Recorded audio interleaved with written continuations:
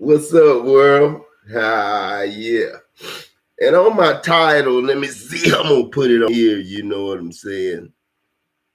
It's the same title on Facebook and YouTube. But what I want to do, man,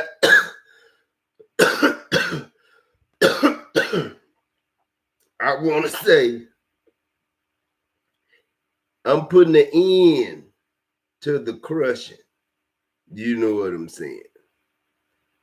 We done made too much fine wine. You know what I'm saying? And I know if I know I'm through making my wine, you know what I'm saying, then y'all can stop crushing me. You know what I'm saying? I'm just grapes. You know what I'm saying? And grapes are just full of love. You ain't never seen a sour grape. You know what I'm saying? Now you done seen a green tangy tasting grape and Tangy. You know that's a pretty name. I had a friend named Tangy one time, you know what I'm saying, from Bay City. Tangy.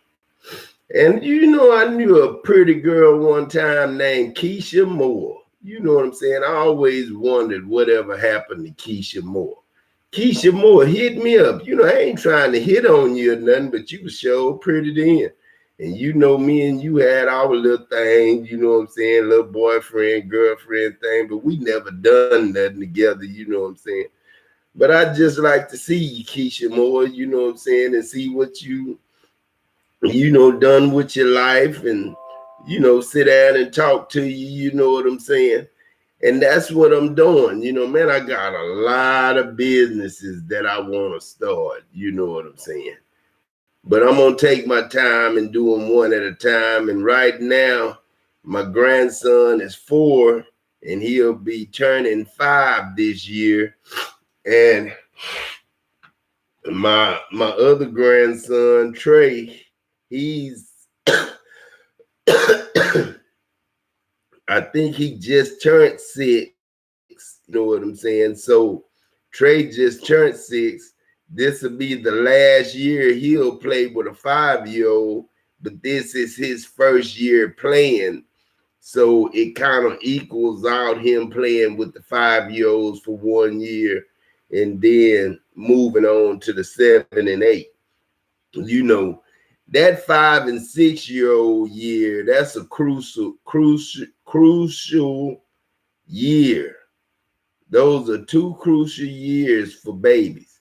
You know what I'm saying? And that's what make them love football or hate football. They gonna either love it or hate it when you put them out there on the football field and let them start hitting each other. You know what I'm saying? That's when they gonna either fall in love with the game or they gonna hate the game. Cause I had one son named Levent. He didn't want to play football. You know what I'm saying? That just wasn't his thing. You know what I'm saying? He didn't want to play football. And I didn't have a problem with that. You know what I'm saying? His mom didn't make him play, so we didn't make him play. We tried to make him play soccer, but he got out there and he just cried in the middle of the field when you put him on the game in the game. You know, so Levent, you know, I ain't got nothing against you. You know, daddy still love you, you know what I'm saying? But that was just kids things, Levent, you know what I'm saying? But Jeremy, he took to sports like 9,000. And Champ took the sports too, but Champ was just so little. And, you know, I think a part of me just didn't take Champ serious because Champ was so short. And I knew, you know, deep down inside, I wasn't going to send him to the league that short. You know what I'm saying? I could have sent him to the league that short if Champ would have did his work in school And he had the chance when he went to Bay City. He could have played for his cousin Robert Blackman, you know what I'm saying? And Robert played in the NFL. Robert could have made Champ a start, you know what I'm saying? Champ had the potential, you know what I'm saying? But Jeremy really had the potential, you know what I'm saying? Jeremy was told by Prophetess Craft, and Jeremy still remember that today, God, and Jeremy still hold that against you, God. And we sitting up here in the throne in Jeremy's house, and he held that against us for a long time. He still bring it up, God, this Adam, his daddy. He still bring it up. Jeremy still bring it up that the lady told him he was going to be a legend, and look at him. You know what I'm saying? And he is a legend. His daddy, God, that's number one. God damn, shit, man, shit. That's number one. Your daddy, God, that's number one. Legend. If your daddy, God, that means you a goddamn legend. And then, number two, your daddy gave you Jesus. Ja'Kai Jesus LaTroy Jackson. That's Jesus Christ over again. Daddy's grandson, Jesus' own grandson. Adam was Jesus that hung on the cross. And Adam is the last Adam right here sitting in the throne with God and Jesus and Adam. And Adam gave Jeremy, his oldest son, Jesus Christ.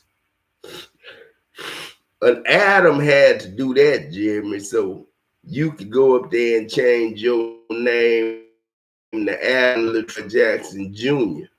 if you want to. You know what I'm saying? It'll just be two of y'all.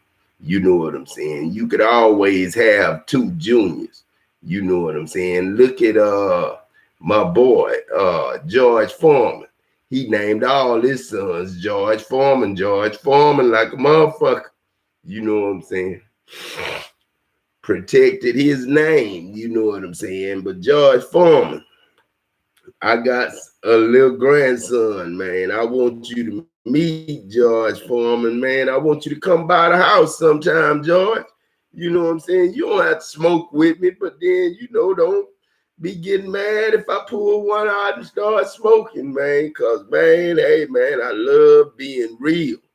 And weed make us real. You know what I'm saying? Weed ain't nothing fake about weed. You ain't gonna get a motherfucker that's gonna lie to you when he high. You know, you get a motherfucker that can lie to you while he high, then you got a motherfucker on your hands that you don't need to be running with. If a nigga can lie high, you know what I'm saying? And if a nigga can lie high, that's a low down motherfucker. And if a motherfucker can lie drunk, that's a low down motherfucker. Because if you can trick yourself, you know what I'm saying? You a bad motherfucker if you can trick yourself. If you could be drunk or high, and that's when you God. When you drunk or high, you God. That's why the shit illegal. That's why they don't want you to do it, because you become God, and they know if too many people get woke up, goddamn, the whole world gonna be higher than a motherfucker. Then what? You know what I'm saying? Gonna be getting high in the office at work and shit. You know what I'm saying? No, we ain't gonna get that bad, God. Hell, it ought to. Shit, fuck it. Ain't got no devil left. Shit, ain't no devil alive. He the only one that was judging y'all. Shit, fuck it. Shit, bring your shit to work. Shit, every now and then when you got a 10-minute break, go over there to the smoke room where y'all got y'all smoke room designed for smoking cigarettes or whatever you smoke. Then you go in the smoke room and you hit that joint. You know what I'm saying? If you want to. At work. Shit, this God. This equal opportunity employers. You know what I'm saying? I'm an employer, and the people that I hire to work for me are employers. They owners and bosses themselves, but they work for God. You know what I'm saying? And I just so happen to be that God. You know what I'm saying? But like I say, 5 to 18-year-olds will be in the Christ League. You know what I'm saying? That's the Christ Football League, the CFL. That stands for Christ Football League. And then 19 and older, that's my professionals. And that'll be the God Football League. That's the GFL. It's like the NFL it's like the NFL, but it's the GFL and it's the God's League. It's really stronger than the NFL. You know what I'm saying? Because the NFL is ran by coaches and owners and stuff like that. You know what I'm saying? But the God League is owned and ran by God himself. You know what I'm saying? Was the Sandlot professional. You know what I'm saying? Knew how to get down when he had to get down, did what he had to do, but didn't do it in the eyes of coaches and teachers and stuff like that. He kind of kept his talents laid low, you know what I'm saying, for the end, you know what I'm saying? So when he make his movie would be the coldest movie ever.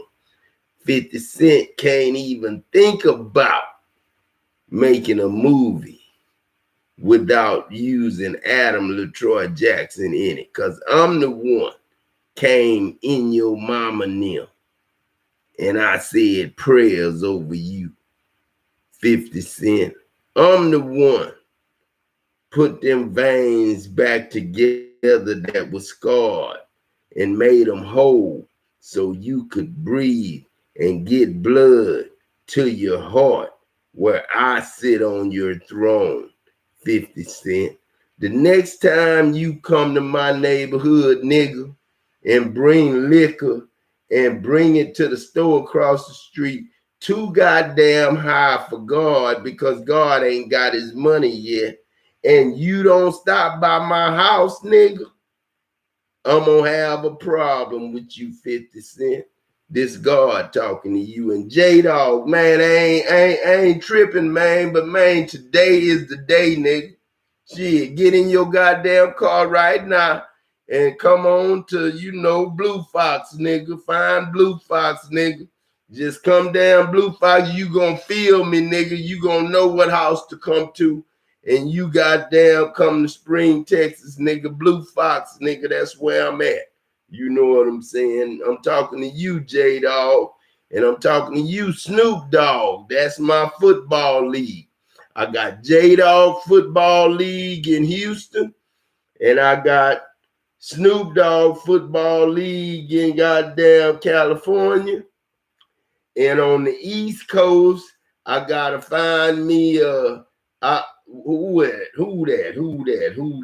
that football league in California. Goddamn. I think that's an Iverson, goddamn. I want an Iverson football league in goddamn New York. You know what I'm saying? Iverson now. I want Allen Iverson to be the head and the cornerstone of the football league in New York. You know what I'm saying? I know what I'm doing because I got Allen Iverson heart. I might have played basketball, but football was my shit. It's just my shit for kids. You know what I'm saying? You got to be a motherfucker to get out there and get down on that. You know what I'm saying? Now, you can be a basketball player, little too. You can be a basketball player any day. You gonna dunk on motherfuckers. We already know that. We see it in your heart already. We know how you gonna play ball. But then football, your thing. You know what I'm saying? And hitting motherfuckers, your thing. You know, getting hit, anybody can do that. You know what I'm saying? Run touchdowns. Anybody can do that. Can you be a showstopper at linebacker though? Can you get 40, 50 tackles? You know what I'm saying? Can you get, 17, 18 tackles in one game? You know what I'm saying? Can you get 22 tackles in a game? You know what I'm saying? 4 sacks, in a game. You know what I'm saying? See, defense ain't like offense. Offense, you got to be good too. I love my Barry Sanders and shit. I love my Deion Sanders, though, man. Too much, though.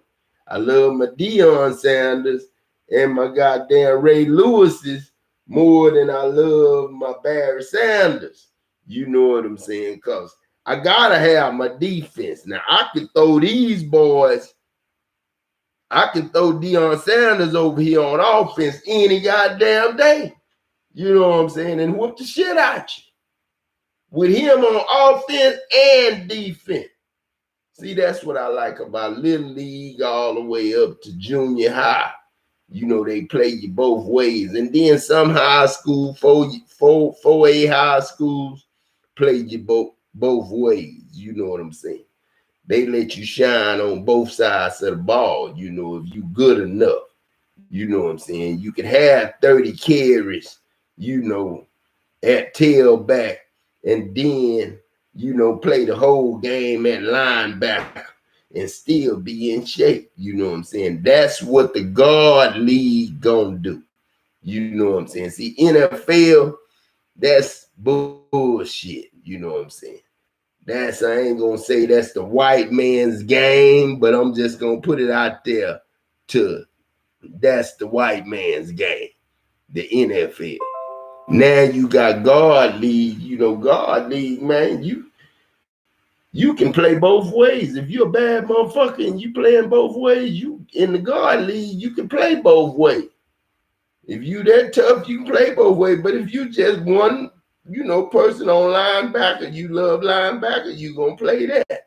But if you a badass running back, you know where you gonna be, and you gonna be back there behind the line of scrimmage with that fullback in front of you, and you gonna be a tailback. And my tailback, my man, you know what I'm saying? My fullback, he a bad motherfucker too. You know what I'm saying? He can give me 5-6 yards a carry. You know what I'm saying? But that tailback, he like a fullback. My tailback is like a fullback. I ain't no coach that like to carry no tailback. In high school, this is my tailback. My tailback weighs around 225, 215 to 245. That's my tailback. 215 to 245. You ain't gonna weigh no less than that and be no smaller than that to be my tailback. Cause my tailback, he take punishment, he give punishment. My tailback hurt defensive people. You know what I'm saying? My tailback put pain out there on a nigga. You know what I'm saying? You don't just bring him down without hurting yourself every time you come up to him and throw your head down and try to wrap this nigga up. You know what I'm saying? Ain't no wrapping a big motherfucker like Earl Campbell up when he coming at you full speed and you finna throw your head down. And this nigga, when he throw his head down, he coming at you like a goddamn lion. And he ain't coming to play with you. He coming to take your goddamn head off. And he got the ball. And he coming to take your head off. And he coming to stiff arm you if it look like you want to come down here and mess with me down low. I stiff arm you and throw you down in that dirt. You know what I'm saying? Y'all lucky I'm 54. You know what I'm saying? And I don't go back with Boosie and them and get Boosie on a goddamn team. See, I'd have made Boosie goddamn ass a good ass cornerback. You know what I'm saying? A motherfucker that talk shit like Deion Sanders and put them things on you like goddamn Deion Sanders and like him and goddamn Andre Rison did that time. You know what I'm saying? My boy Boosie will be doing all that. You know what I'm saying? But Boosie, man, I want you to wherever you live at, nigga. Atlanta, I want you to get a football league, and it's going to be Boosie Football League.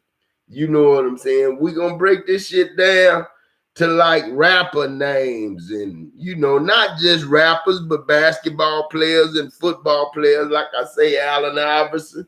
That's a football league, not a basketball league, but a football league, Allen Iverson.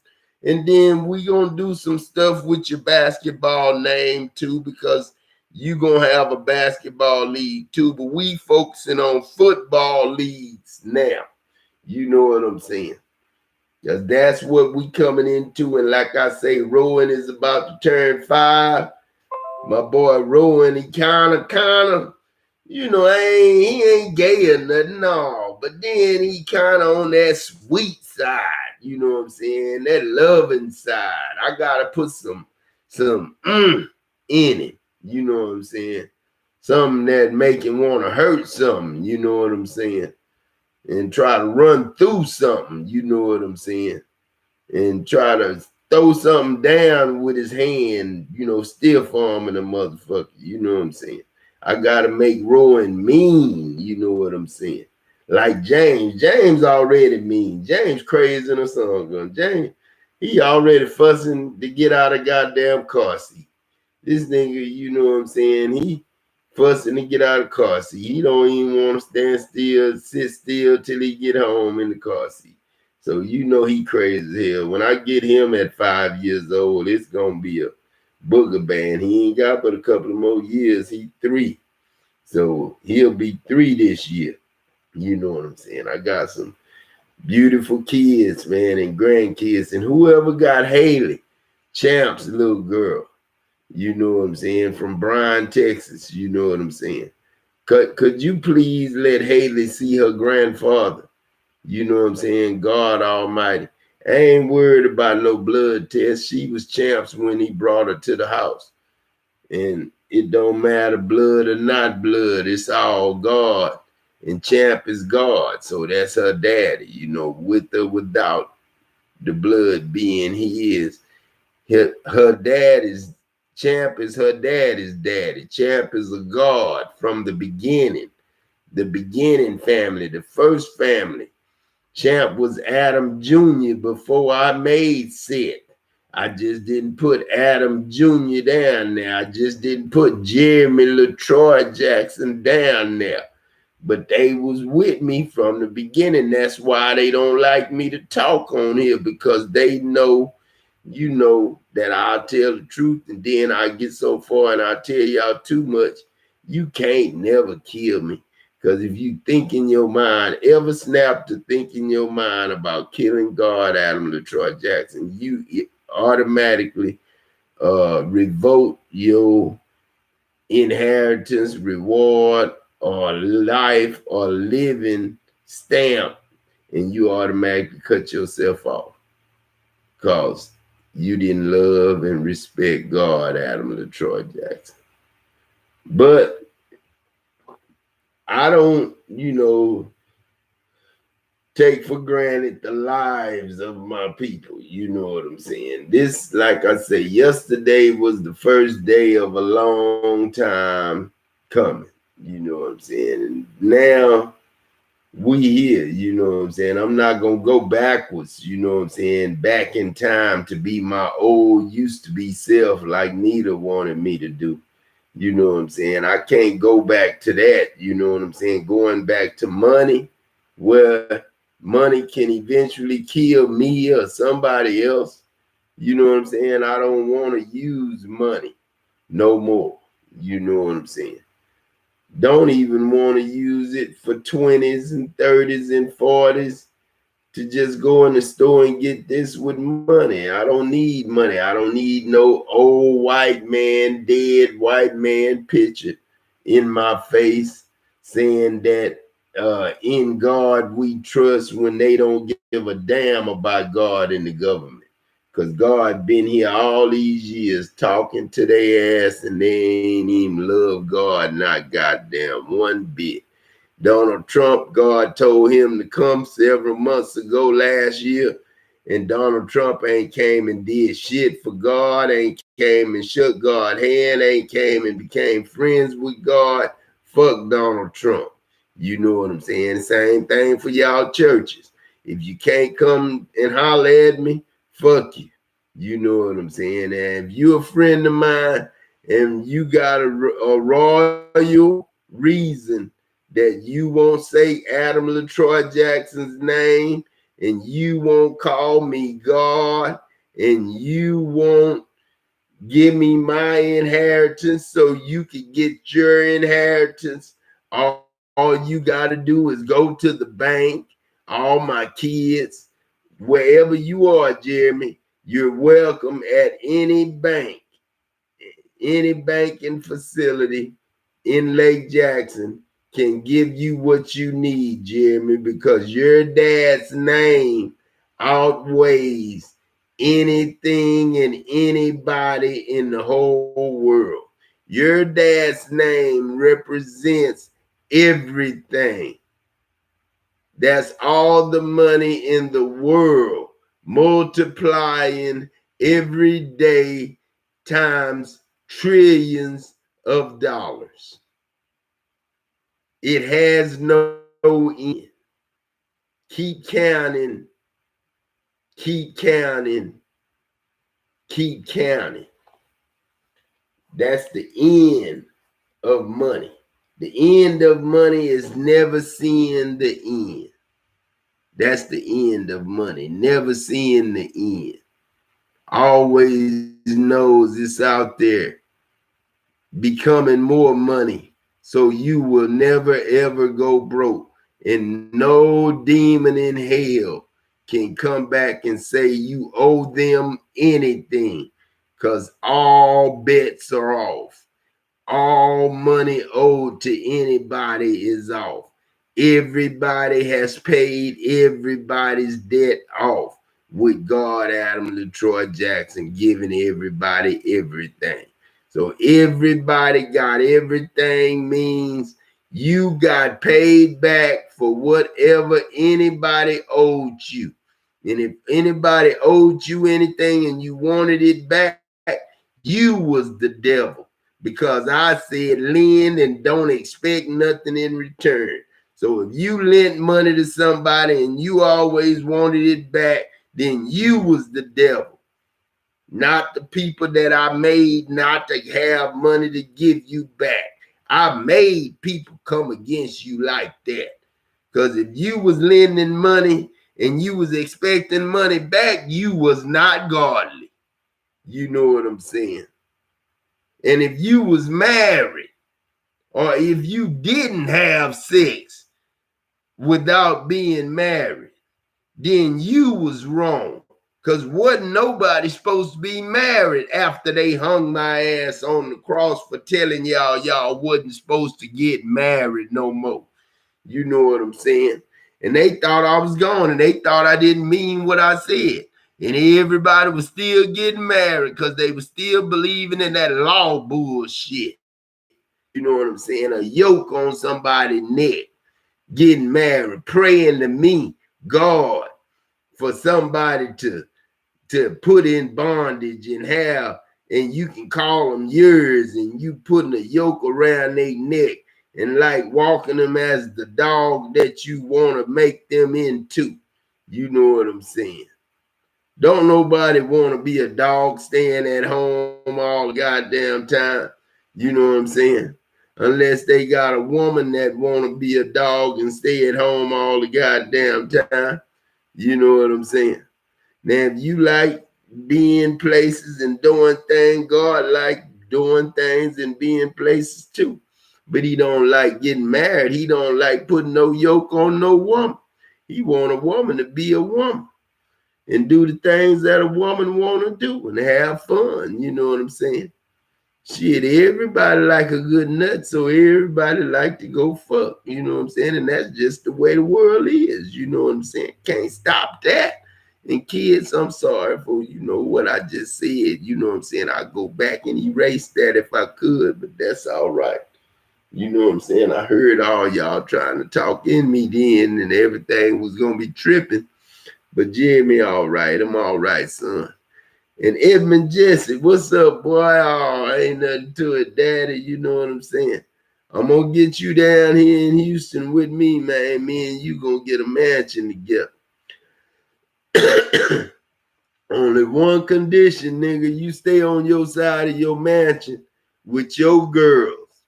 And I know you like some young and old. And you know you got your best girl that's sharing. You keep sharing and sharing. How you doing, Sharon Sardine? That's my little sister's mama. That's my daddy's kid's mama. Just like Nita is my baby mama. And Nita pretty much take care of me in my mind when I need her. She'll call me and I'll talk to her and we'll talk about whatever we need to talk about. But we never talk about us. You know what I'm saying? We never do that because we scared of us. I think me and Nita scared of us.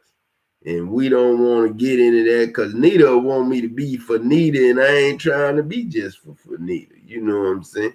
I'm trying to be for any other woman that's out there that's loving on me. You know what I'm saying? Shit, and I'm trying to get Nita involved with that woman too. You know what I'm saying? Cause shit, if you with me, you with her too. You know what I'm saying? Cause I'm that one nigga that love oneness in my shit. I'm just not gay, you know, and I don't like a whole bunch of men in my shit. You know what I'm saying? Now, men as friends and best friends, I love that. You know what I'm saying? I love niggas coming to pick me up and shit, and I be telling my woman, you know, hey, I'm gonna be right back and shit. I'm riding with J Dog. I'll be right back. J Dog coming by to pick me up. Then shit, I'll be all over town with J Dog, going to the plants and shit. You know, seeing how the people working and stuff in there, seeing who fine working there and shit. And then, you know, come on out and shit. When I go in the plant, I ain't gonna be riding in no, you know, Rolls Royce in the plant, but I'm gonna ride in a cold-blooded Tundra.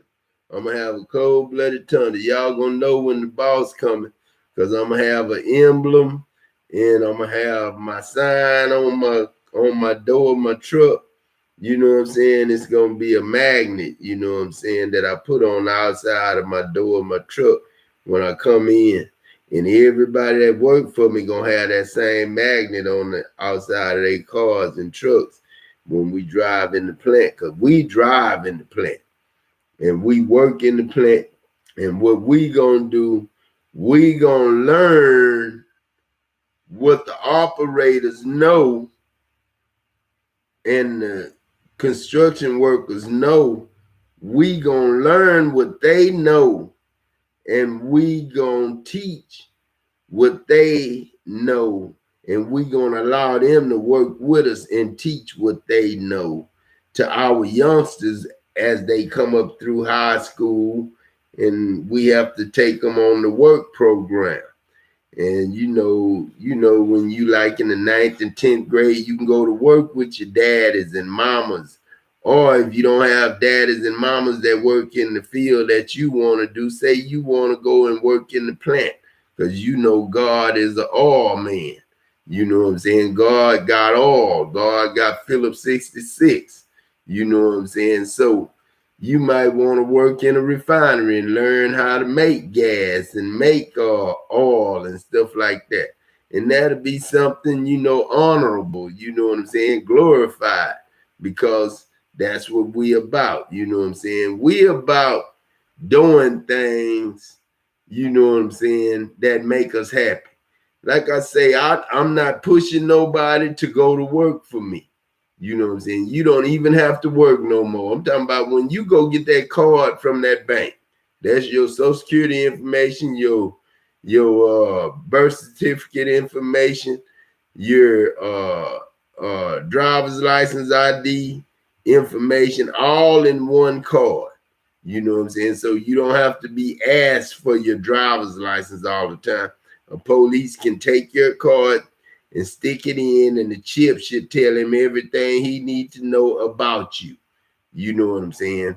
From the last incident, you know, got pulled over for whatever reason he got pulled over. Soon as you snap that in. You got to have a reason you pulling him over to put in there and let us know why you pulling that person over, police officer. And it goes straight to us, not you. And you gotta, before you pull anybody over, you gotta run his plates, why you stopping him, and everything before you go talk to him. And we want to be there when you talk to him. You know what I'm saying? So that's another camera. That's another camera I want to put in cars and all that there. I want to make it where we there on the scene all the goddamn time, this guard. And this Adam LaTroy Jackson. I'm going to make this world the best place you could ever want to live. And you got the card that's got everything on it. And everybody own everything. And you can just look at me as the owner of the owners of everything. So I'm the owner of owners. I'm the God of gods. I'm the King of kings, and I'm the Lord of lords. I'm the daddy of all daddies. I'm God. You know what I'm saying? But I love y'all, man. I love y'all more than y'all love me. You know what I'm saying? Y'all can't love me more than I love y'all because I made y'all for me. You know what I'm saying? Let me see what TD Jake say. Bad can't stop you from better. Doctor gives a bad report. Faith in the middle of trials and tribulation. Faith with tears running down your face. Faith in the middle of a storm. You got to have it in the conflict. What blew my mind about this text is this text almost doesn't make any sense, because I would think that if God fought for you and you fought off the Canaanites and you got the victory, I would think you would be happy. I would think that if you got the victory, if he answered your prayer, if he brought you through a test, if he brought you through a storm, I would think you'd be praising God and rejoicing in the God of your salvation. But look through the text. There's not one dance anywhere. There's not one praise anywhere. Not one hallelujah anywhere. Not one thank you, Jesus, anywhere. Nobody even clapped their hand. Nobody even raised their hand. Nobody said if it had not been for the Lord, we would have lost this battle. Not one of them acknowledged the Lord. They didn't even acknowledge that God helped them get the victory. Instead, they murmured and they complained. They murmured against the same God they just got through asking to help them. Isn't it funny how you can help people and the same people? I'm not talking about the next door neighbor. I'm talking about the same people that you do the most for are often the very ones that look at you like they got Alzheimer's and they don't even recognize what you did in their life.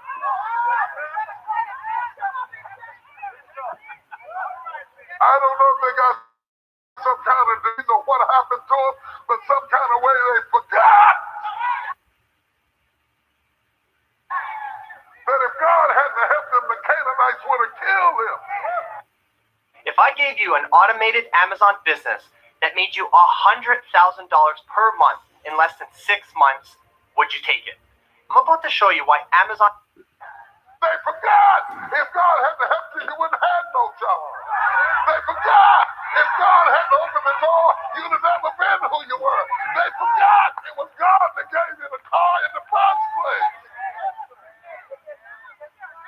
But worse still, worse still, they forgot how to be happy. They forgot how to be happy. God have mercy. We live in a country that has forgotten how to be happy. We've forgotten how, I know I sound old school, I know I'm old timey, but we've forgotten how to nod at people when you walk down the street. We've forgotten how to help little old ladies across the street with the groceries. We've forgotten just human kindness and decency. We've forgotten how to be that. We're so busy being important, so busy blinging and so busy showing what we got and showing who we are, showing you what we're wearing and showing you what we drive, we forgot how to just be nice.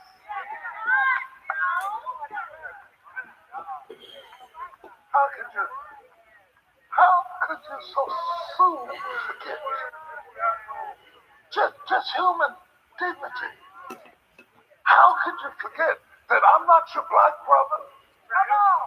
I'm your brother. You're not a white sister, you're my sister. We have forgotten just to be nice.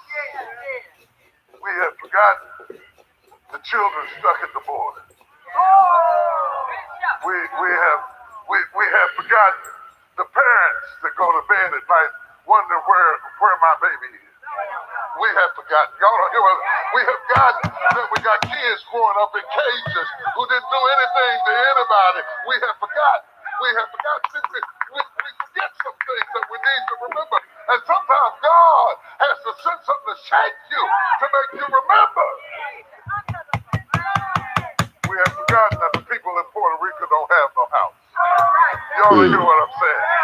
We have forgotten that our brothers in the Bahamas are still living in tents. We have forgotten.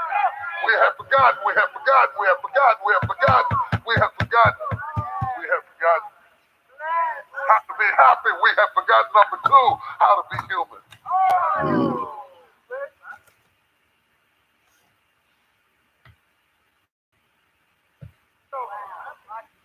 John, you have found this little book, Credit Secrets, that you believe has the power to really turn people's financial lives around. I have. And you're not the author of the book.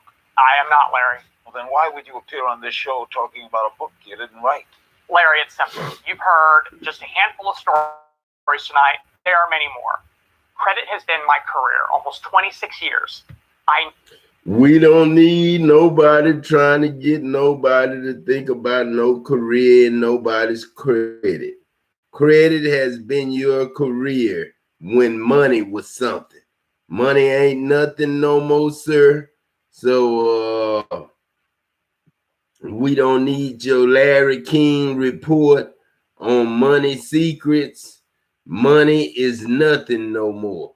We all spend with God's gold, eternal credit card.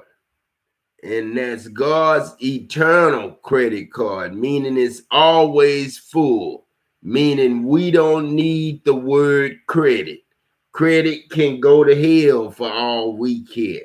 You know what I'm saying? We don't need nobody talking about credit. I'm glad you brought that up, sir. I just want to let you know that it's not about credit no more.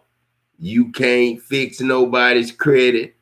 Only God can fix people's credit. And that's what God did. Ain't nobody got no bad credit. Ain't nobody got no bad student loan. Because God do not lend and expect anything in return. God lends and expects nothing in return. Meaning all the student loans that was borrowed are now a reward. They were a grant. Now, don't think you owe no student loan to no colleges no more. That's been paid by God. Now receive your card at any bank. Your card that represents your life. And it is what you take and buy whatever you want with. Just don't sell no cars and houses until Adam LaTroy Jackson Sr. gets his card. Because Adam LaTroy Jackson Jr. should have his card, and Adam LaTroy Jackson Jr. should be thinking about something along the terms of his daddy's job, so he can go in any plant and not just be a one craft, person. You need to know all crafts. You don't need to know all crafts, champ. but you need to know all plant business, because that's what me and you do. Me and you run every plant, champ.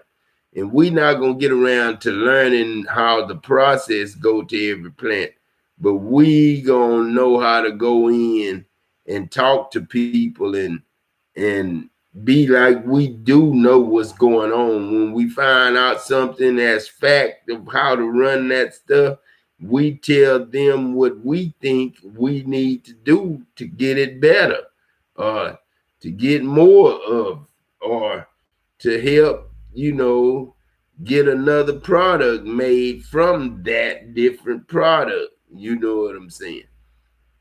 God has got a whole bunch of things that he gonna do. And God is always there for you. And I love y'all, man. And I never want to do nothing to hurt you. You don't need a revelation. You don't need a degree. You don't need to speak Greek. You don't need to speak Hebrew. Can you speak nice?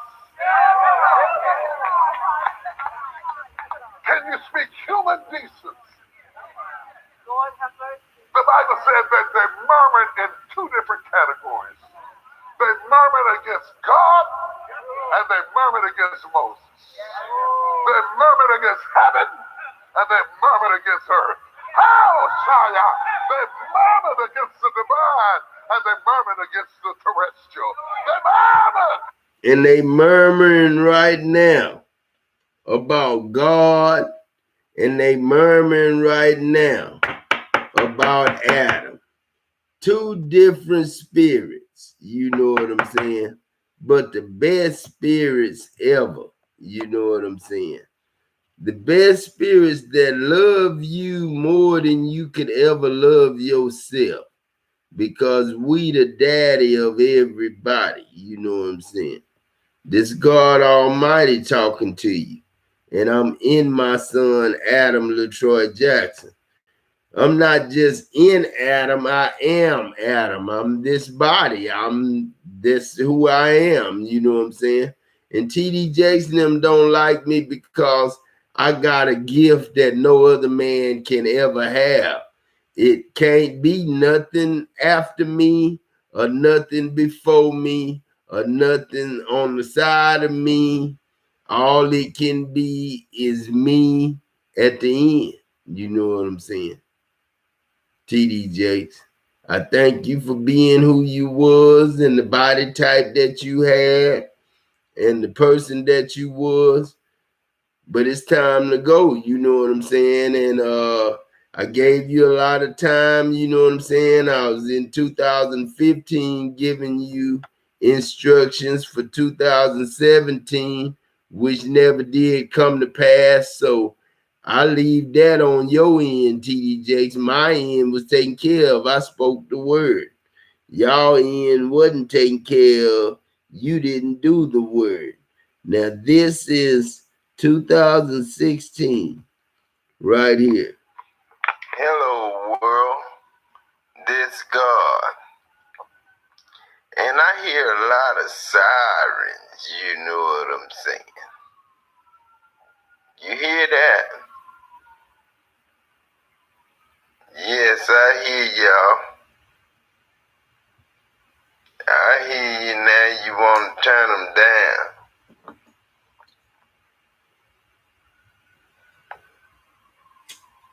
Now you turning them back up.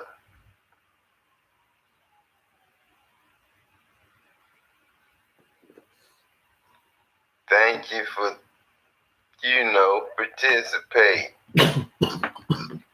And thank you for letting me know you here. I love y'all, man. I love the whole world. The whole world here, God. This Michael Joy. What's up, God? We getting closer to that day. Everybody coming, God. Everybody who is somebody coming. We all coming. This Mariah Carey, I need you so bad, God. Diane, you better watch out. It's all the women of the world, Diane. You better watch out. I don't care what kind of shape he in. We gonna fix him up. We gonna fix him up. He is God, Diane. You don't talk to God any kind of way.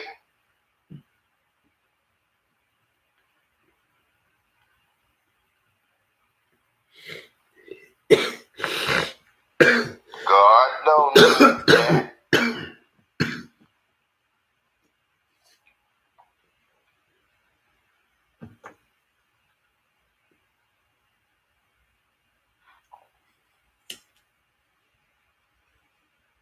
He gonna repay you so much that you don't understand.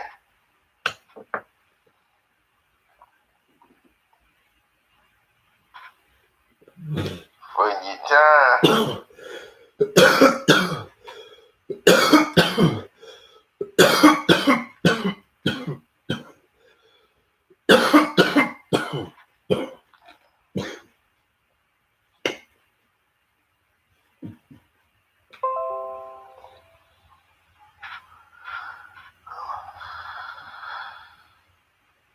But I love y'all, man.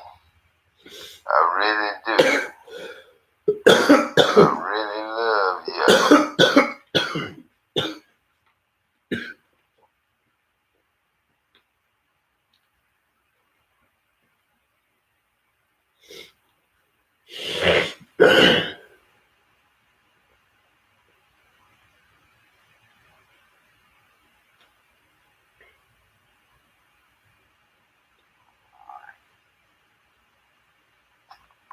Yes.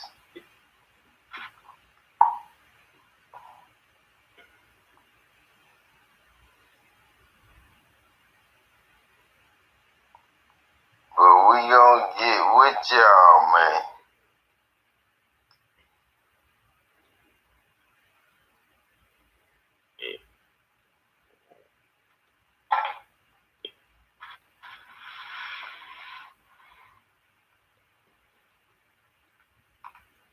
And y'all gonna get with us.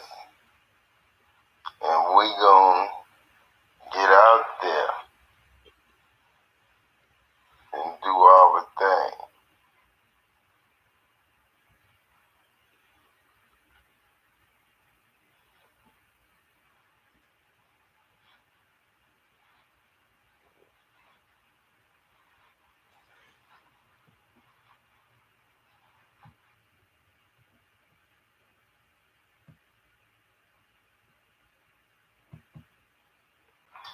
Hello, world.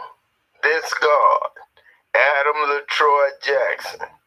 And I want to write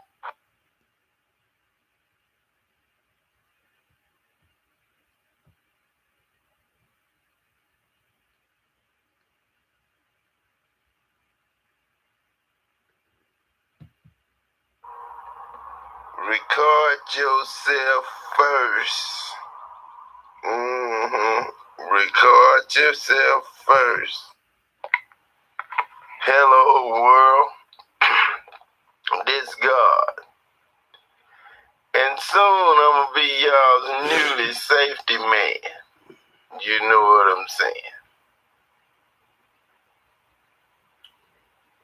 Move up in the money. And then, you know what I'm saying? Go around and check for leaks. You know what I'm saying? All that's my pet peeves because, man, hey, man, when that stuff would fill up with water and the man went to work on it and it came out, man, something got to be done for that. It should have been a water indicator in there and it should have went off.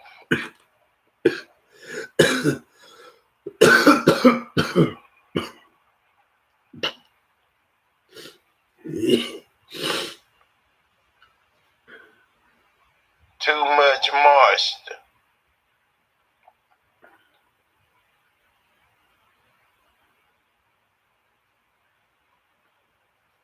Creates a hazard, but we didn't know God. This dog chemical. We didn't know. That's why, man, they took up for us. This dog chemical. But we gonna pay you more than $400 million, God. We gonna pay you more than $400 million. Hell, God, the whole company belongs to you. All these companies, the one you working for, Chevron, that's your company, God. And world, it's God. It's your company too. You know what I'm saying?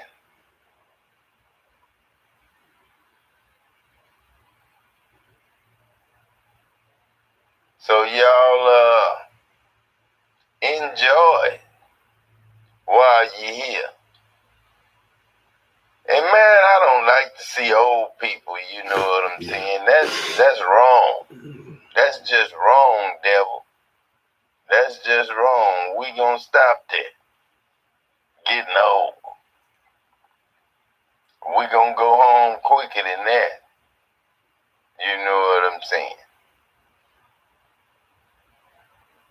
You may not all sleep, but you all shall be changed. That's a promise from God. Me, Adam LaTroy Jackson. I do this all the time. You know what I'm saying? I do this all the time. I make movies. Many movies. I make my movies on a recorder. What I'm looking at, what I'm thinking about, is what I write down. And then I speak. So all y'all, man, hey, man, don't let me be embarrassed of the way I talk. You know what I'm saying? When I'm in the Holy Spirit. Because that's a disease. But that's the kind of disease that we want to keep. God. That's the kind of disease that we want to keep.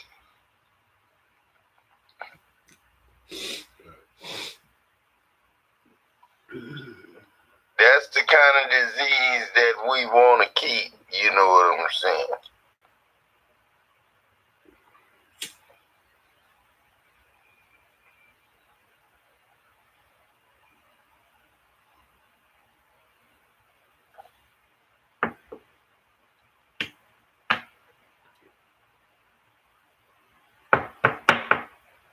Yes.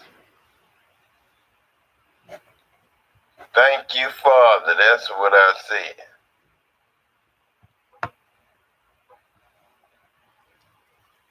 Thank you, Father. And thank you for blowing the horn. I'm getting ready to go to work, you know what I'm saying, doing my daily safety meet. You know what I'm saying. It's a daily safety meeting from God, but it's about spiritual things. You know what I'm saying. It's about spiritual things. It's about, you know, how we gonna conduct school.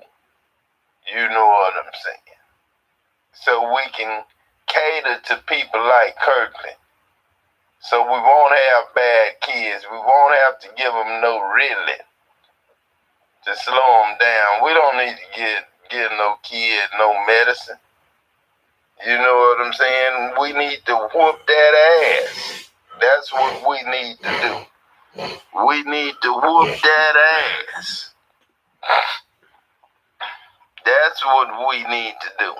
We need to whoop that ass. I say again, and I'm talking to the kids. You know what I'm saying? Because God, if you was God's son, you would get your butt whooped. saying? Now, the daughters, I was a little bit easy. You know what I'm saying? But I was mean to them too. You know what I'm saying? I popped them. I had to pop them, but then, you know what I'm saying? I didn't just downright whoop them. You know what I'm saying? Never did.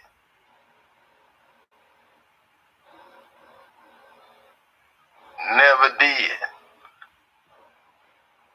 God, dog, somebody jamming. Somebody jamming. We gonna do it.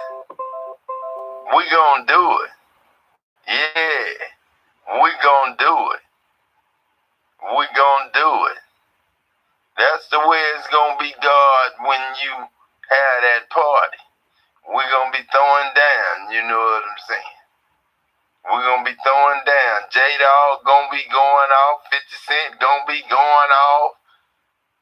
Michael Jordan gonna be tripping. You know what I'm saying? Cause he with God. J-Dog gonna be tripping cause he with God. You know what I'm saying? All of us with God. We with God movement. This the God movement right here. This the God movement right here. And we gonna all be here. You know what I'm saying? We gonna all be here. This the God movement. The God movement.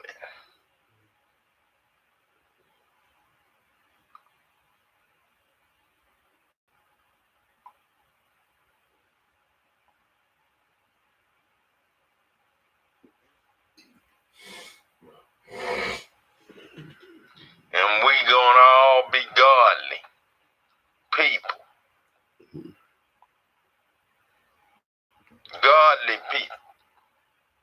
And I done told you too many times that I'm gonna give you $1 million and $2,000 a week once you pay tithes and offerings for 1 year to me.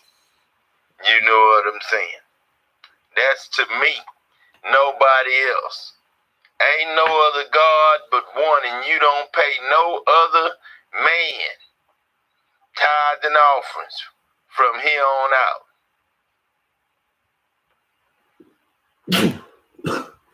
Adam is our God now.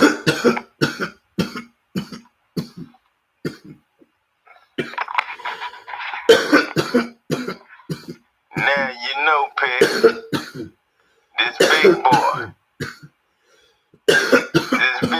you done forgot my name. You know what I'm saying? Big Bell. You done forgot my name.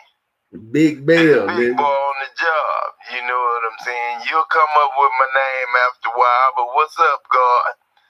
What's up, Big Bill? Hey, Bill. I'm a bad motherfucker now, Bill. I'm all God now, dog. I'm all God now, you know.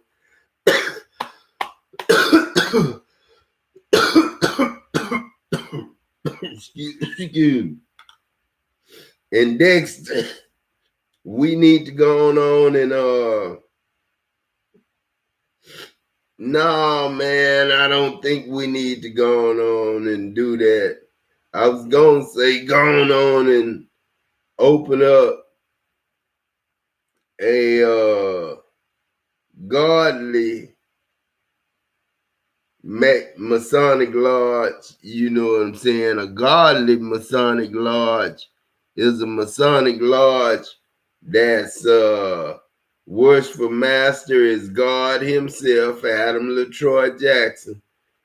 And the senior, okay, that's the way we're gonna do it, Dexter.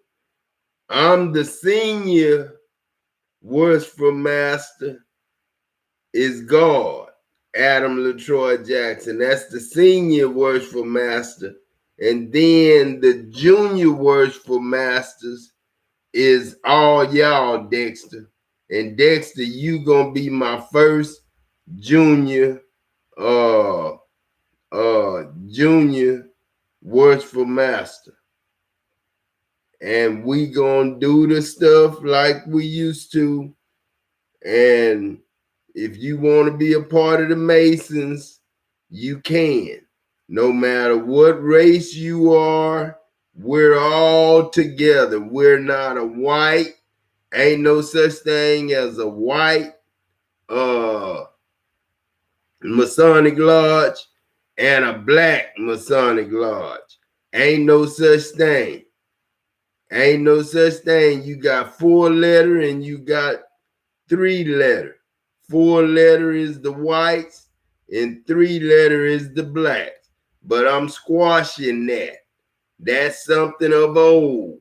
We don't play that in this life that we live in now. Do you notice we don't have black and white people no more? We got cream colored people from black and white people coming together, making kids together. We got Mexican in black. We got Indian in black. We got Indian black, Hawaiian white. You know what I'm saying? We got, German and American, African American, you know what I'm saying? And Adam LaTroy Jackson, you got some kids over here in Germany. This is a surprise for you. You know what I'm saying? This Britta and Bettina. And we bringing our kids with you, Adam, to see you. And Jeremy and Champ and Diamond and Nike and Casey and Onisha and the grandkids. So you get ready to see some more grandkids, Adam, and get ready to see some more wives, because we ain't going nowhere. You don't divorce no man like Adam. This Britta and Bettina. We coming to be with Adam, Nita. And if you want a piece of this, you going to have to get a piece of us. You just going to have to, realize you mess with Adam, you messing with an organization of gods. You know what I'm saying? That only mess with their own. You know what I'm saying? And in that organization, it ain't nothing but one man named Adam LaTroy Jackson, named God. And then the women that he got, that's his Eve. You know what I'm saying? All of them got Eve tatted on them, Adam and Eve tatted on them. You know what I'm saying? And that means you single and you belong to God. If I come whisper in your ear, you know what I'm saying? Me and you can stand there and talk for 25, 30 minutes. You know what I'm saying? You know who I am. I'm God. I ain't coming to mess with you or rape you or nothing like that. I done gave you all the money in the world you can want. Everything is on that card. And all I want from you was love, you know what I'm saying? For me and my fellows, you know what I'm saying? My brothers and sisters and my sons and daughters, you know what I'm saying? Grandkids, you know what I'm saying? And then I want, you know what I'm saying? I'm going to tell you this, God. You got my left side all numb and stuff, you know what I'm saying? Badly working and stuff like that, feeling like Muhammad Ali and all that there, you know what I'm saying? Sitting here, deformed like a motherfucker, you know what I'm saying? Now, God, you need to quit that. Now, get my arm back. Stop bullshit. You know what I'm saying? But anyway, man, I'll do anything for y'all. You know what I'm saying? This God. And Adam, you gonna get your arm back and all that shit gonna be working just fine. Just give me some time to work on it. You know what I'm saying? This Jeremy daddy. I'm right here with you, sitting in the throne with you. I ain't missing nothing, daddy. The kids having fun and we having fun down here in Lake Jackson and visiting with Kalina folks, and the baby, he just getting close to his granddad and all the people down here and all that there. And shoots. It's just fun, you know what I'm saying? The boy, shoots. I hope they did a lot of stuff with him, you know what I'm saying? Because That's God's son, you know what I'm saying? That's God's grandson right there, man. His eyesight, I don't want to see no bad stuff. So be careful taking him around, Diane, you know what I'm saying? I don't want him to see no, niggas, you know what I'm saying, and this and that there. I don't want him to see that, you know what I'm saying? Paw don't want to know nothing bad about nobody that he used to have, you know what I'm saying? So, but man, TD Jakes, don't understand what it's really about, you know what I'm saying? It's not about ending things, TD Jakes, is about friendship. You know what I'm saying? Being best friends, somebody that you could trust with whatever you do, you know what I'm saying? Like me, I like smoke my weed, you know what I'm saying? And I don't need nobody that don't smoke weed that's talking about and against weed to be around me. So, that, leads me to say, you know what I'm saying, if you somebody and you against, you know what I'm saying, different things, then don't come around God, you know what I'm saying? Go somewhere else and don't be preaching God, you know what I'm saying? If you don't know Adam LaTroy Jackson, then don't preach God at all. This God talking, TD Jakes. You know what I'm saying? Don't preach a God at all if Adam LaTroy Jackson not in your mind as your best friend, your best lover, everything. And he not gay, but he better be your best lover. You know what I'm saying? I'm serious business right there, TD Jakes. If he ain't your best lover, you know what I'm saying? Adam LaTroy Jackson. Yeah, the man, the beast. You know what I'm saying? The mark of the beast that's in your forehead right now. You know what I'm saying? Better be Adam LaTroy Jackson. God Almighty. That's the measure of a man. 666. Born January 1st, 1966. Could have been 1666. And I'd have gave you everything then. But y'all knew it was gonna be the devil then. Shoot, 1666.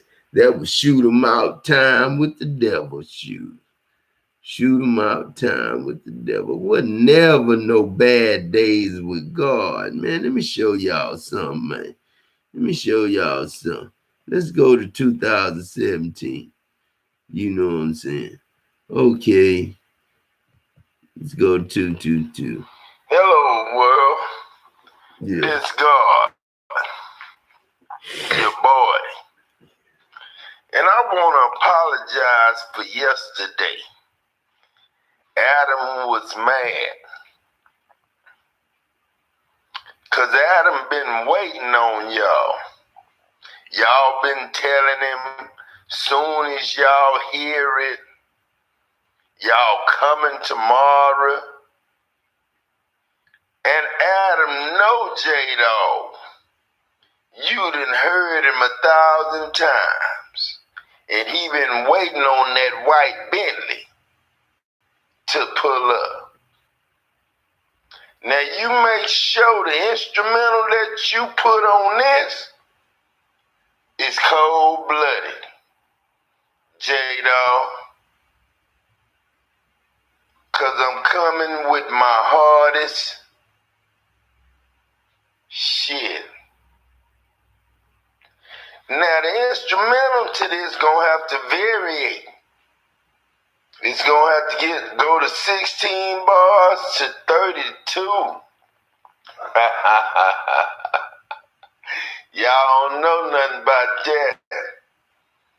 Cause I'm coming to the world straight to your heart.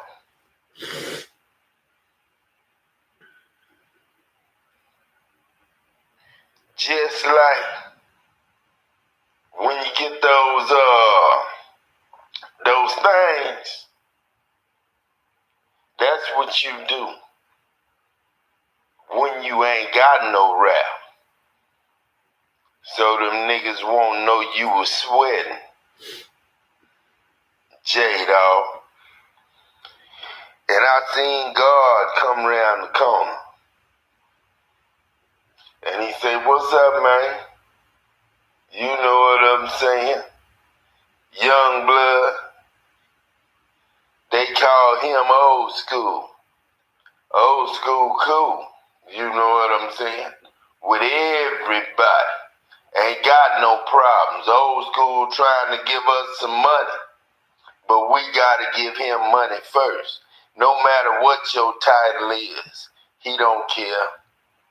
Long as you ain't stealing, killing, or destroying. Ha ha ha ha. Yeah, 97.9 a long time ago, I heard y'all talking about that. Yeah, you could be a drug dealer. You know what I'm saying? You know what I'm saying? You could be a drug dealer. That could be your occupation. And you could be out of work. Because you felt something deep inside telling you that you didn't need to do that no more. You know what I mean? Because God was going to talk to the president, Donald Trump, and they was going to sit down and really talk about being like Amsterdam. You know what I mean? So people like the people that's out there smoking their weed every now and then is covered. You know what I'm saying? Just like y'all was covered through the blood of Jesus, you covered through God. You know what I mean? That weed is nothing but something growing in the ground for smoking. You know what I mean? They used to smoke the tree of life. But I hid that, man, because we live forever. We had years on.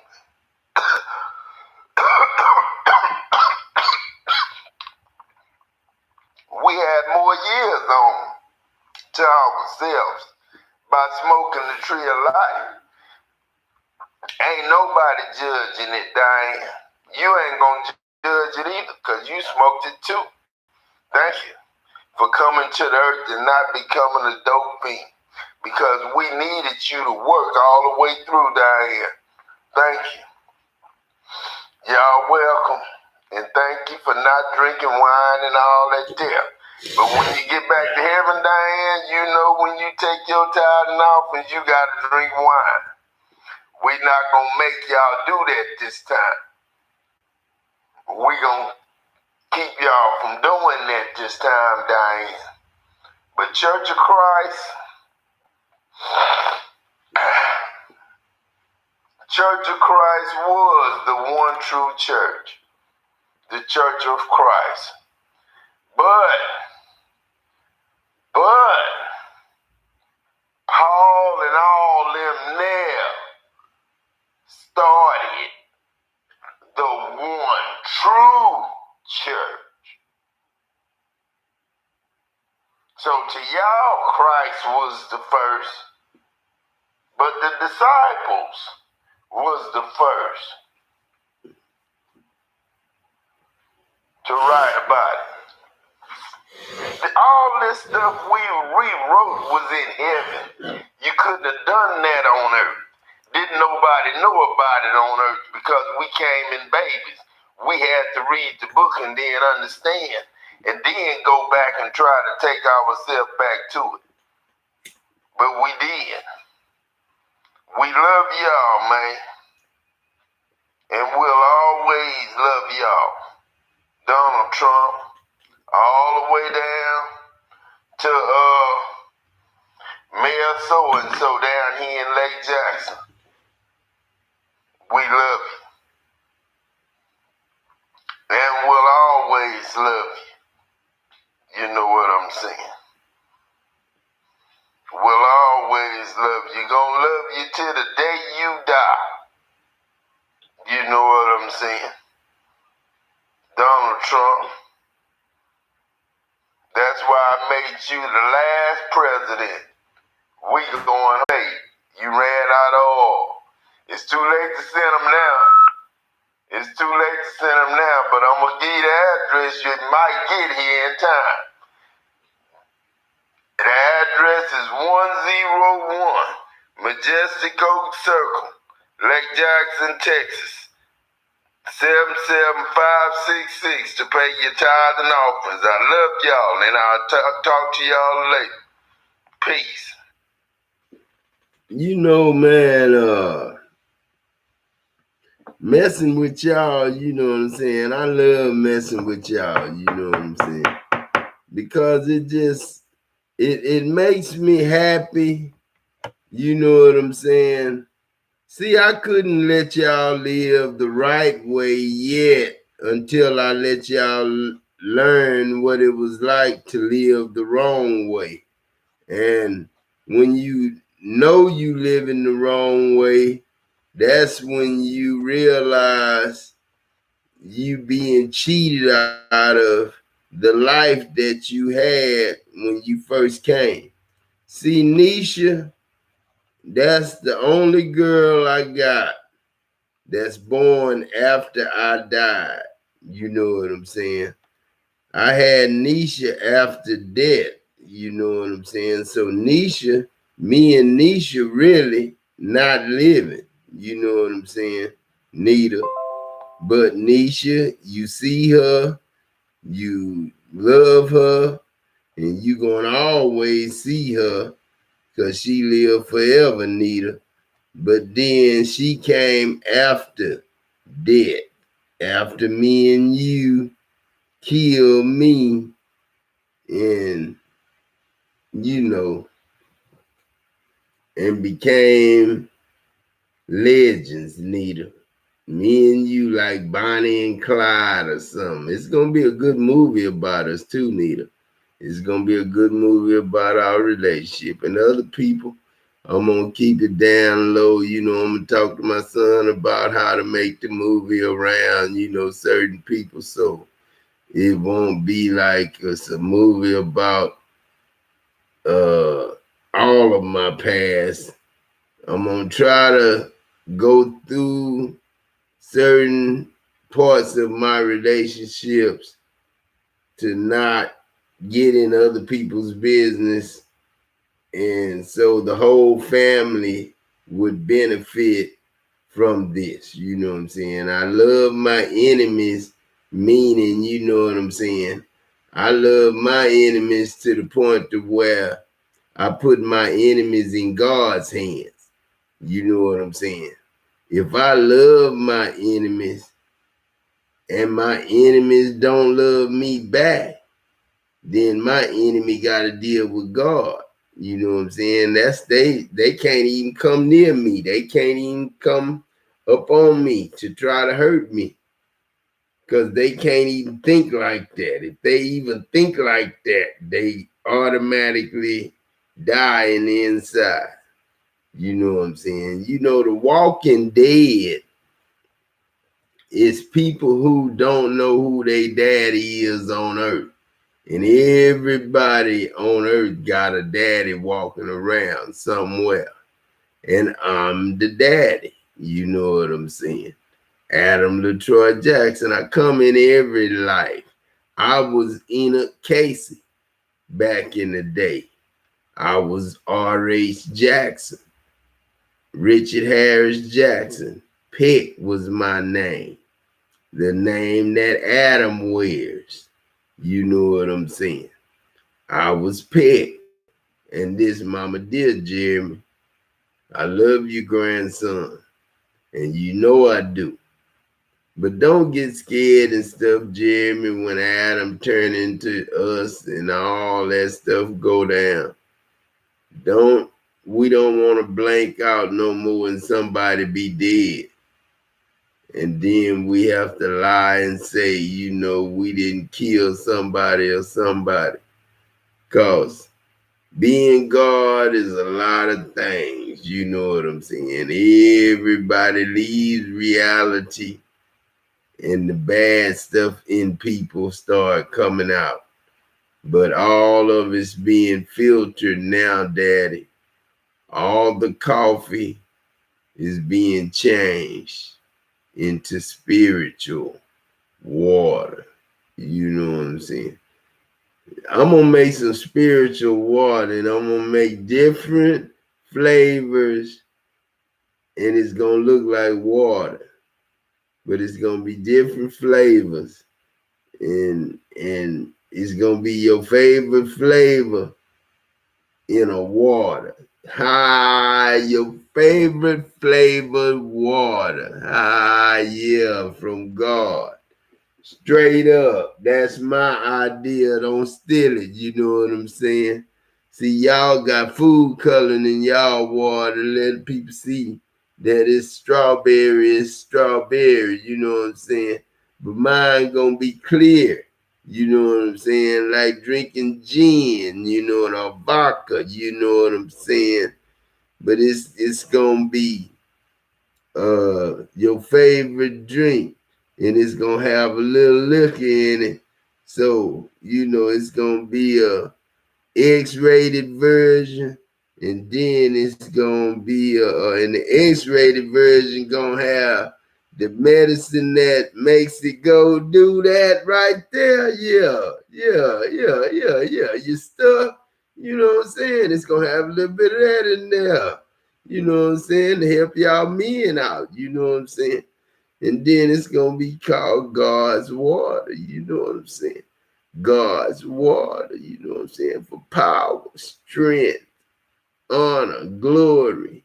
And it's for all of us, man. We all the same. I'm just the one came up with the ideas, you know what I'm saying.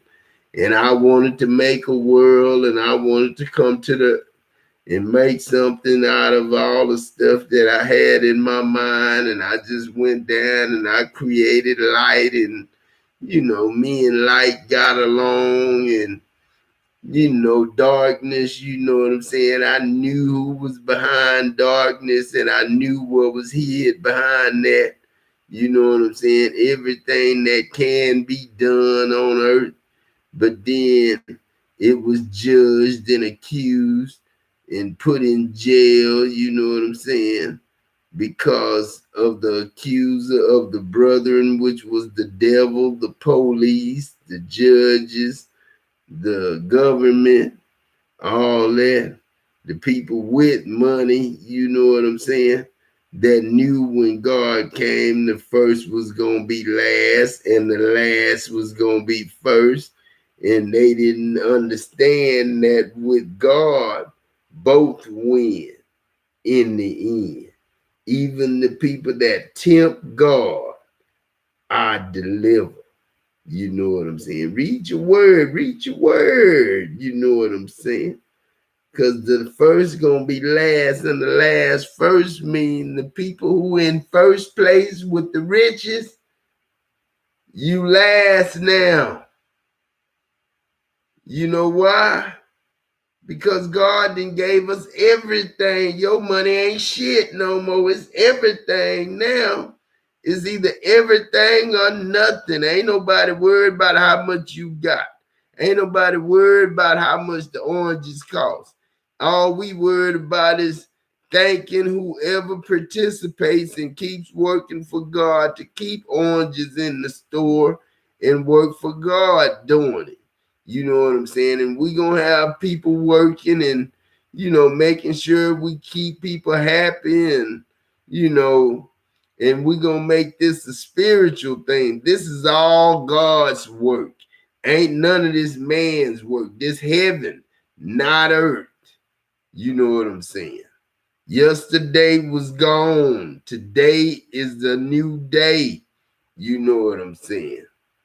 We living for God now. You know what I'm saying? And we are gods. Let's see who got something else. We're going to leave TD Jakes. You know what I'm saying? Bareem, what Bareem want to talk about, man? Shoot. What Bareem want to talk about? Let me see. Do you and your team need to work remotely? Monday.com brings your team together wherever you are, so you can continue to collaborate, manage. Y'all see I'm on here early in the morning looking crazy. Grace and peace be unto you.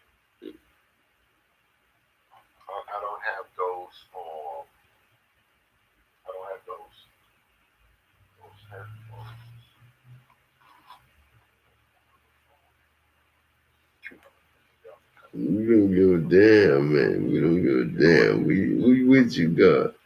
Bareen, man, what's up, man? Shit, I can't hardly hear you, nigga. I got your email right. I'm hoping because I want to get you one with that Zoom. Mello, what's good? I think you just hit me on the phone. We want to, I want to talk a little bit about that fake news. If y'all are not listening, I'm telling y'all, we're going to be up and going. Divine Insight Ministries, good to see you. We good to see you. We're glad to see you on last night. We were talking about a couple of things. There are some things we have to do. Jesus, Lord, grace and peace. We have to talk about a couple of things. We're going to start with that corona, though. We're going to start with that corona. Because, there's a lot of fake news going on around here. And y'all know fake news is the thing right now since this last presidential election has been going on since social media. Even prior to social media, there's been a lot of conspiracies. We've been hearing all type of nonsense. There's a lot of nonsense out here. Good to see you, Art. Let me see who else. I'm going to give y'all a couple of seconds to get on. Because, like I said, there's been some emails. There's been some stuff that we've been missing. But a lot of stuff's been happening. I'm looking at Messenger. I forgot all about Messenger.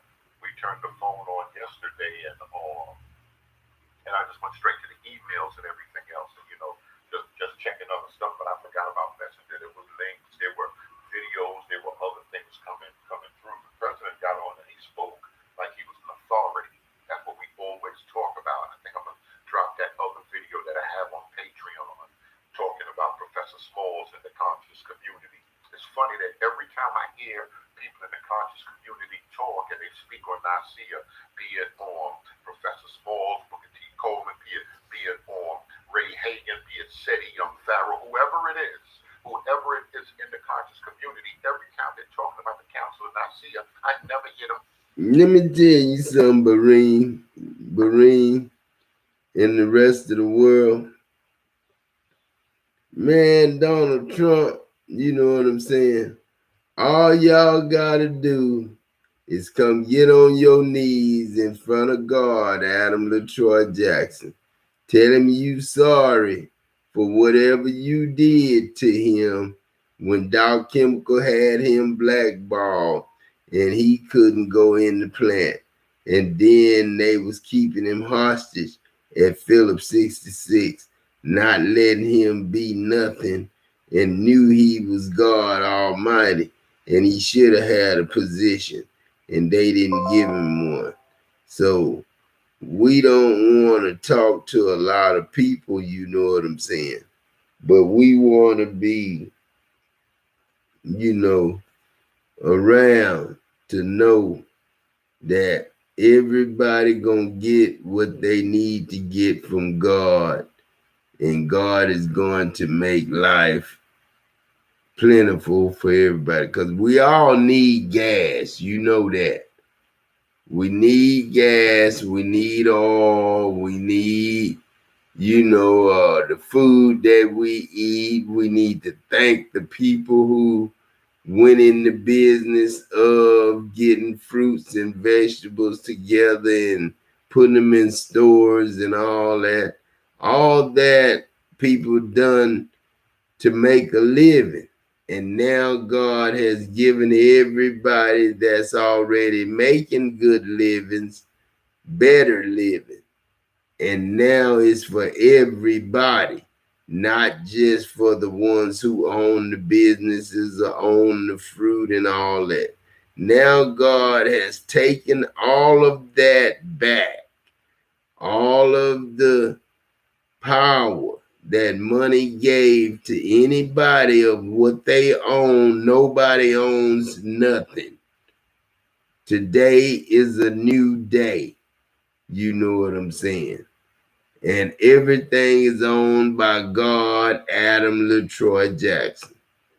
But God, Adam LaTroy Jackson, is not trying to take nothing from families who had money and stock in different companies. You know what I'm saying? Like the Jackson family and the Brown family. You know what I'm saying? And a lot of, really, it's the Brown family.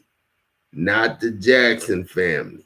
The Jackson family, you didn't want Uncle Pick back in the day. So don't come back alive trying to claim Uncle Pick because you know his grandson God. Now you can claim him as being your father in heaven, but then on earth, by right, he wasn't a Jackson. He was a Brown. And he wasn't supposed to be a Brown. He was supposed to be a Williams and not a Jackson or a Brown. He was supposed to be a Williams. And Jesse Williams was born the same time Enoch Casey was born. And I took the spirit of them two men, Enoch Casey and Jesse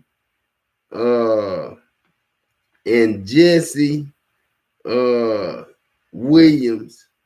Enoch Casey and Jesse Williams, I put their hearts together and made the heart of God.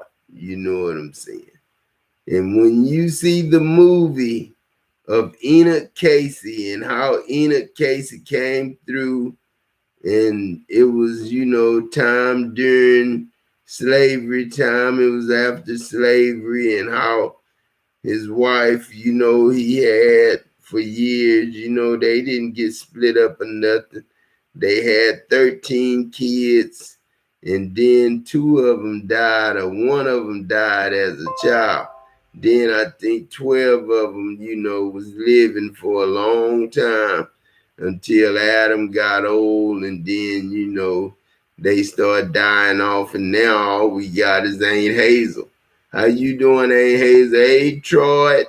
Hey, Troy, how you doing? Hey, Hazel, you know I'm coming down there to see you as soon as these people get me to the bank so I can get my money from these people. You know what I'm saying? And Nisha and them come down in a car and you know, and buy me a car and stuff like that. They can do that, Aunt Hazel. And all this stuff will be over with, but everybody want to be hard-headed. You know what I'm saying? Fake news is you can't go to the bank and tell them that God say give us a card with everything as the balance. And that's God's word. This the video right here. Take them this video right here. And fake news tell you that you better not take it up there and the bank ain't gonna listen to you and all that. That's fake news. But real news is, you know what I'm saying, that God is saying right now, get your asses to the banks, and the bank has a gold, eternal gold card that's worth everything, multiplying right now by trillions every second, because every one of my ATOMs that's coming in the world now are worth trillions of dollars. All the kids that's coming in the world now are worth trillions of dollars. These kids gonna know a lot more than you will ever think they supposed to know. These kids are so good at what they do. Shoes. I already know. I ain't gonna even tell my secrets that go on with between me and my grandkids. But I'll tell you this. They could be crying one minute and then look off and almost laugh and try to stop themselves from laughing, and then start crying again, act like they don't know what they want. You know what I'm saying?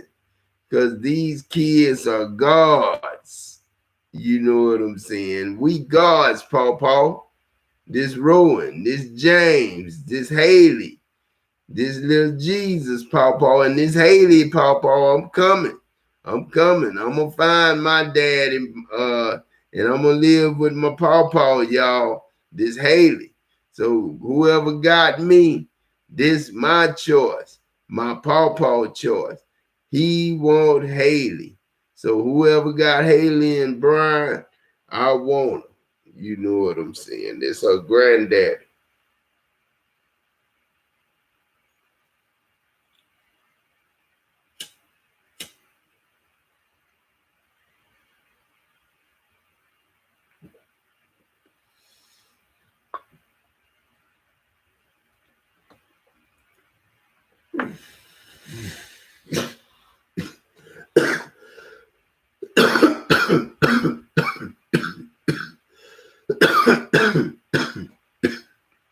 And this is the year that Haley turns 5. And we need 5 and 6-year-old cheerleaders. So cheerleading moms, hey, this is not only for kids that play football and the football moms. This is for the cheerleading moms. So the cheerleading moms and dads, there's some dads out there that bring their daughters and stuff to the cheerleading, stuff. But we need cheerleaders. You know what I'm saying? So girls, get ready.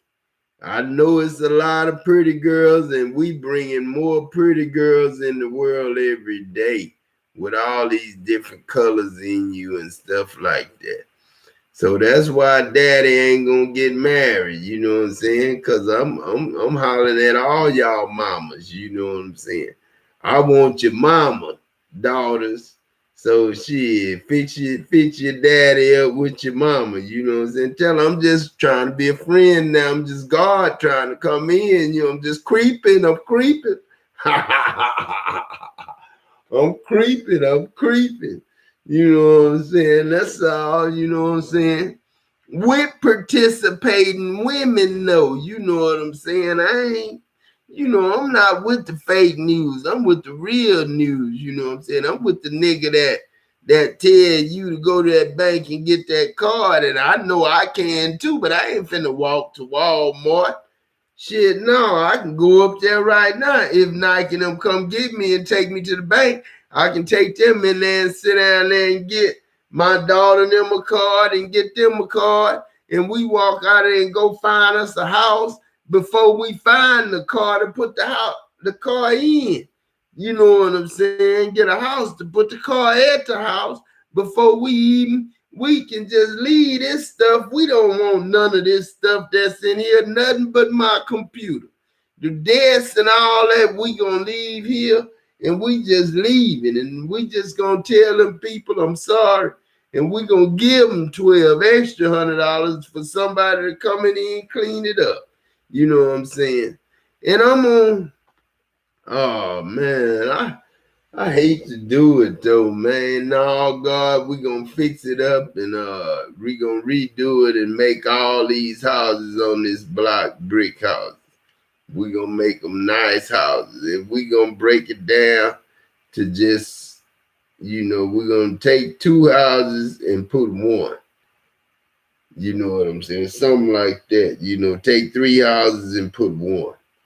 And have it like that in this neighborhood, because this neighborhood deserves some nice houses and stuff like that, like the neighborhood that you see around the corner. But this is kind of like for older people. It ain't gonna be no older people after Wild Daddy.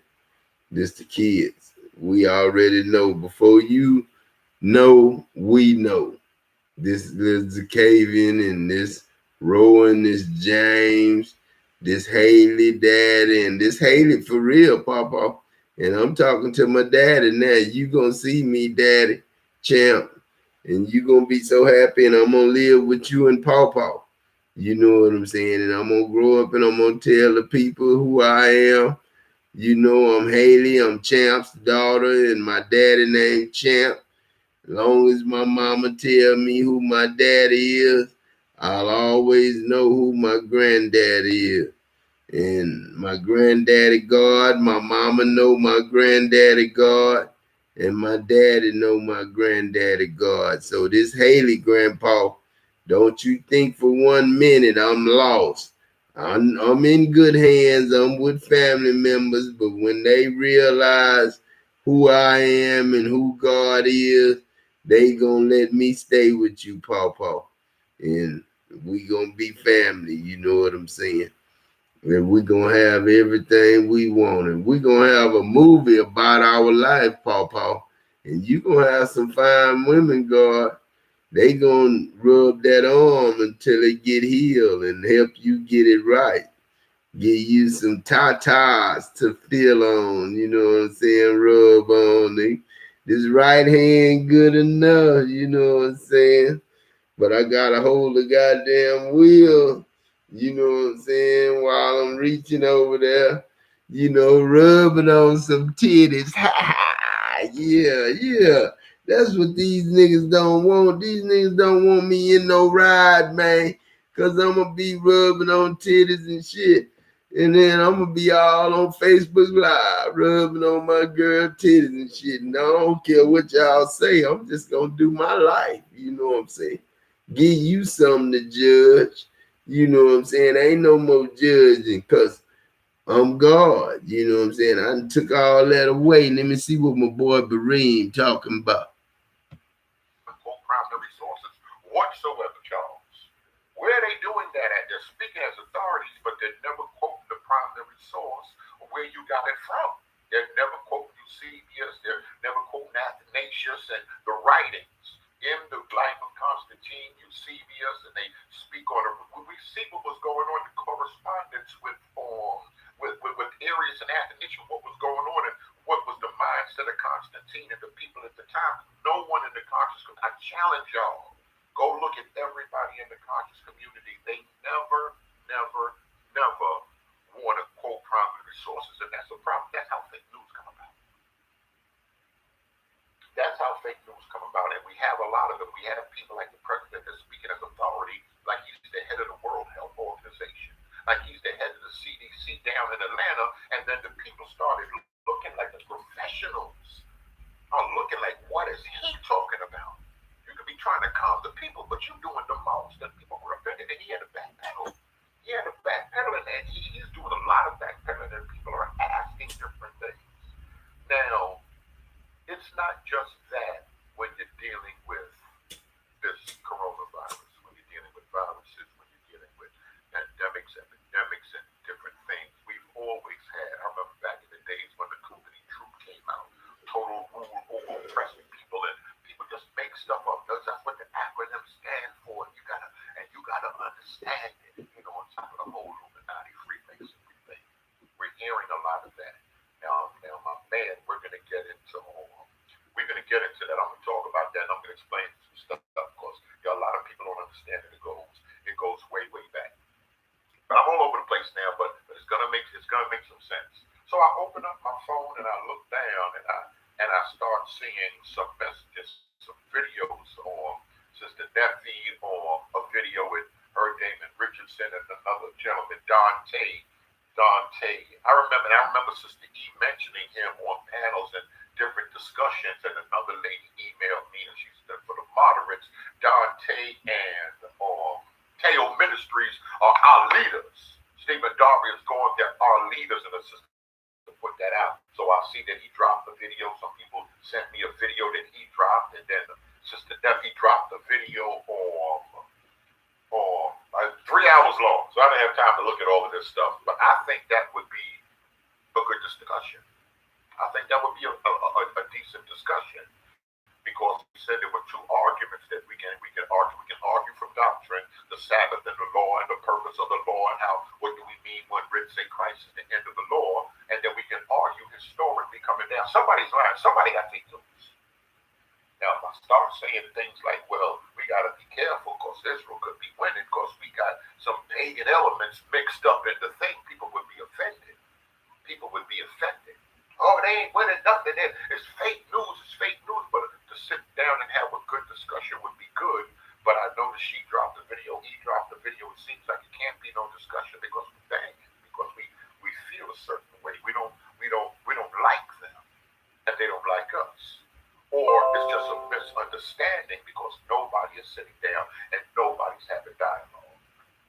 We're just making videos. I'm dropping a video, they dropping a video, she dropping a video, he dropping a video, and everybody's dropping a video with panels and discussion and all of that stuff. Can it be done in a better way, in a better fashion? That's one question. Ron Moses Hotel. That's one question. The second question is, because I heard earlier in her video something about people coming to other people's pages.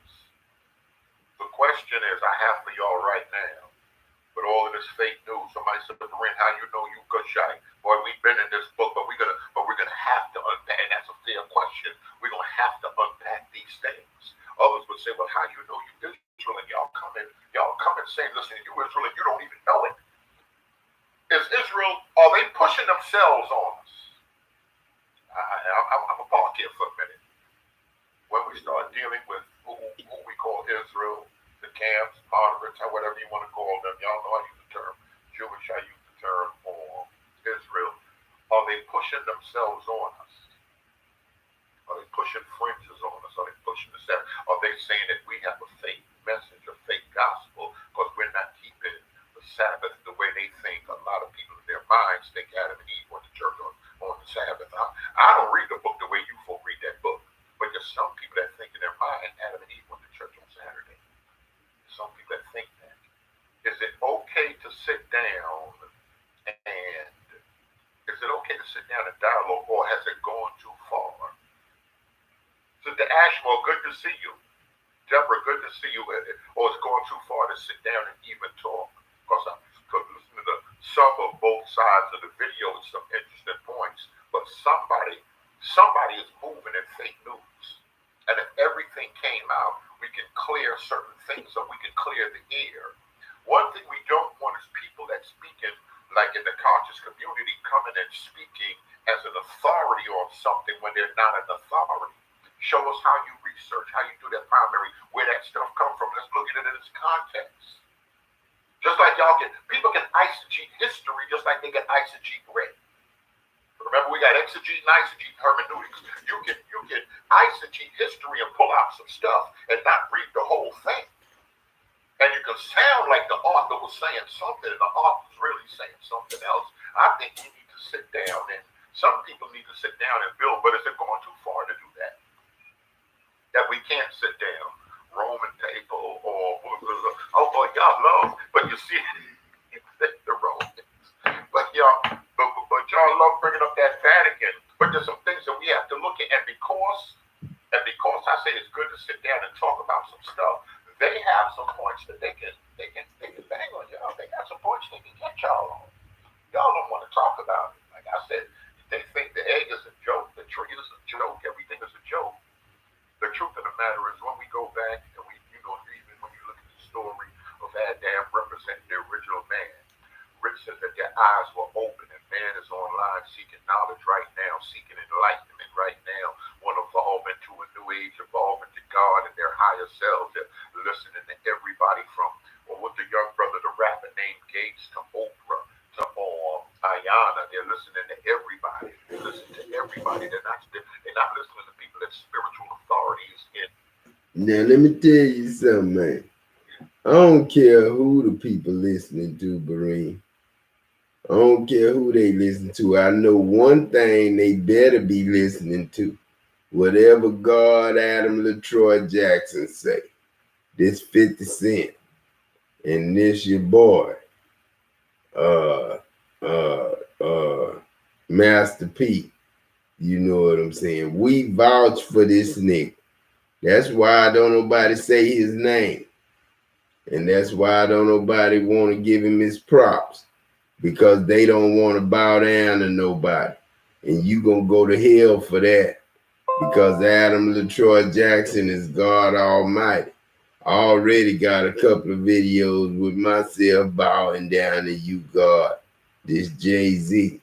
So, I just ain't put them out yet. But it's a lot of people that know all we got to do is just bow down on our videos, y'all.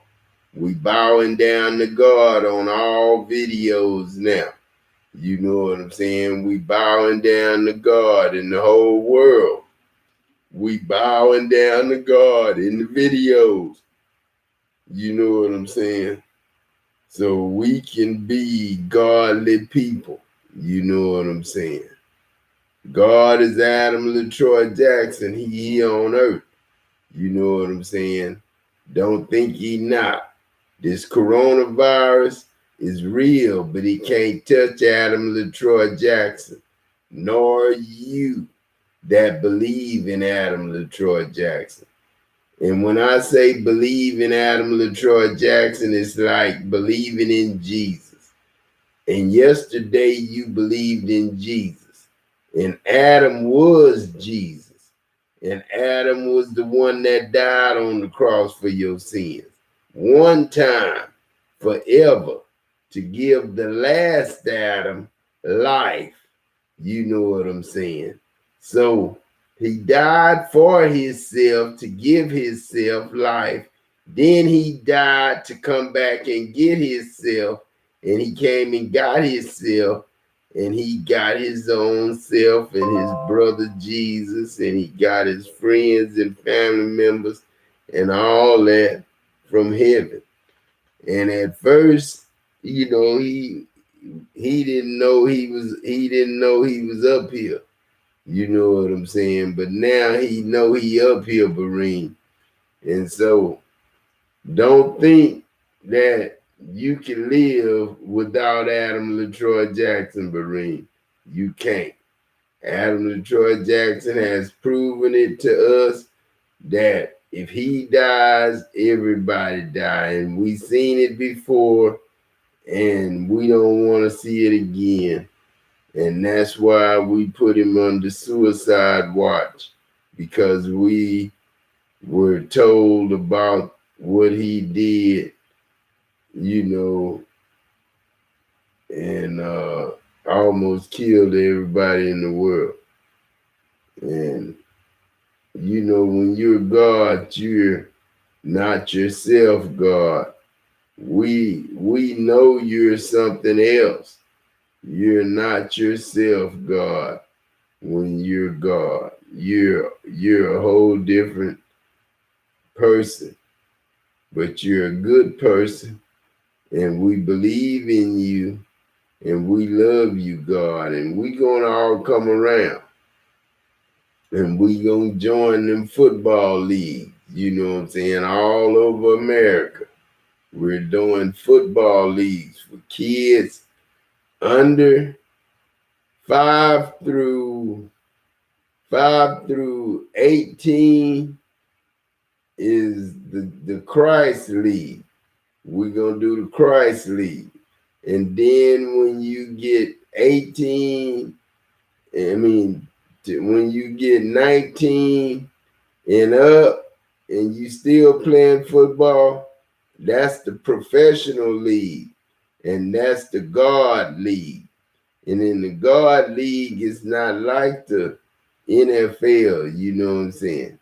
You can do it, you know, man, we making movies about our life and about how we live it and stuff like that. We making movies about how we running over niggas and how we can do it like we want to do it.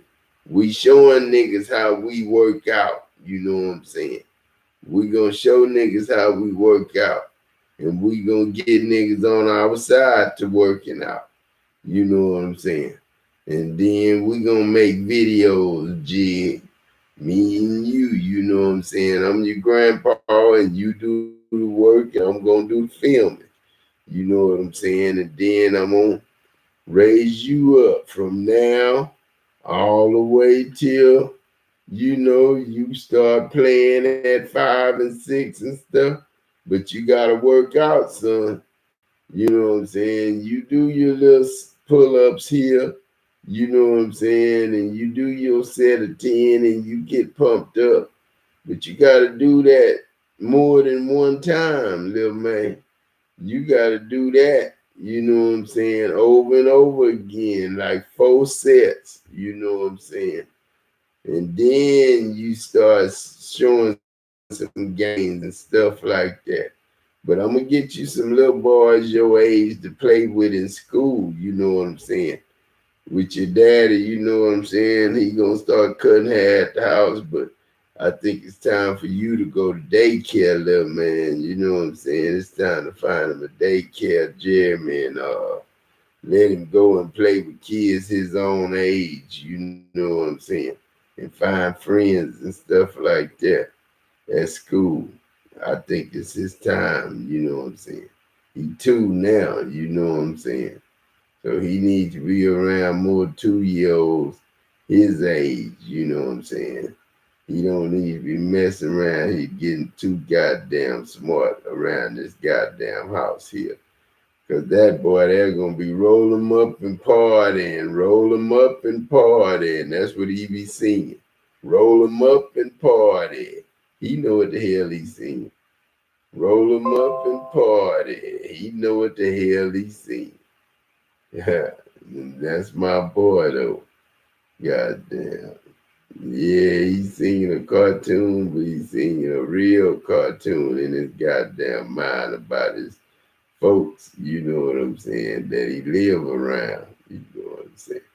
Roll 'em up and party. Roll 'em up and party. Pop can't roll 'em up, you know what I'm saying? Cause Jimmy don't want me smoking. But I can, hit the pipe, you know what I'm saying? And I can feel good doing it that way, you know what I'm saying? But man, I'm gonna tell y'all something, man. I always wanted family. And now I got the whole family.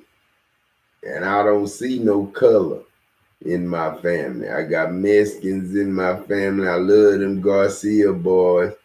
Freddie and goddamn my boy Roland and goddamn Jamie and them. Shit, man, all them Garcias and them goddamn Acuñas and shit from goddamn Angleton. All them my boys, you know what I'm saying? And then I got some old boys that I work with, JV from Bay City, from other places. I'm coming back out there, y'all. I'm gonna be with my company though, and I'm gonna have my company, and some of y'all can work for me, you know what I'm saying? But and I'm gonna be hiring y'all from, the inside out, you know what I'm saying? I'm gonna be hiring y'all for my business, you know what I'm saying? And to get more people, involved. Because see, when you take money out of the equation, then you need people who love doing what they do for nothing to keep doing what they do for everything we need. You know what I'm saying? Because they ain't doing it for nothing. They doing it for love of God and the rest of the people of the world, because they don't need you, because I said you don't need to work no more. All you have to do is have God's card, and it works forever. It don't get cut off because you don't have a job. It don't get cut off or none of that. All that stuff I was trying back then. But now, Lorene, just go get your card, man. Hey, you rich. You don't have to work no more. You don't have to make these videos for money no more. You don't have to receive money on PayPal from people no more. Money ain't nothing no more. Now you got a card that's worth everything, and everything is the balance on your card. And everybody got the card. And this is God's word, God saying all of this to y'all and telling you that this is the God of the bank that's swearing right now that Adam, when your daughters come and get you, or your son come and get you and take you to the bank, you can get whatever you want on that card they're going to give you, Adam. Bring this video and tell us to watch it, and we'll make your life magically, deliciously happening for here on out, Adam. We love you, son. And this Rolls Royce that's got your favorite car, the white with white ice with all the jewels and diamonds and pearls and everything in the paint, and the throne for the baby boy and all that there in the back. Two thrones, one for James and one for Jakai. And then you got a booster seat for little my little 5-year-old, my little man Rowan. Get Rowan off the ground, you know what I'm saying? And then we gon' chill. Everybody, you know what I'm saying? God gonna give y'all life. You know what I'm saying? God gonna give us life, man. We ain't kissing no ass and we ain't gotta kiss no ass. Friends are people who we love. And the people who we love are our friends. We don't have enemies.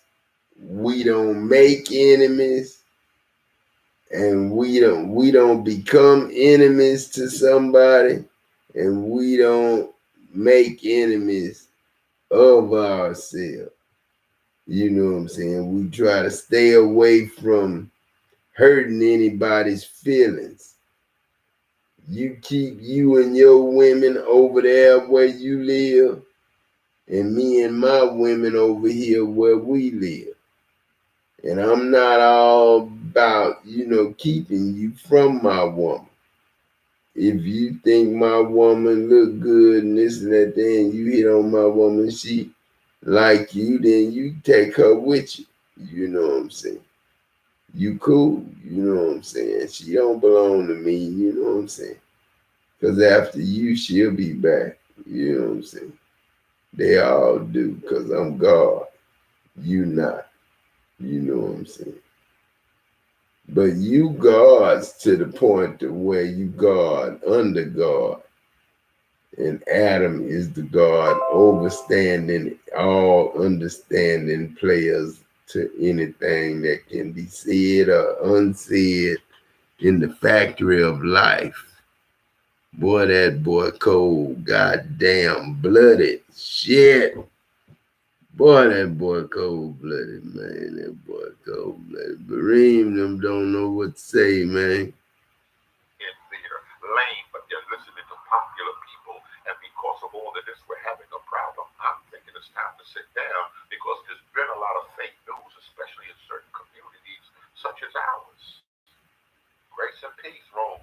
There's been a lot of stuff in the community that's been kind of shaky.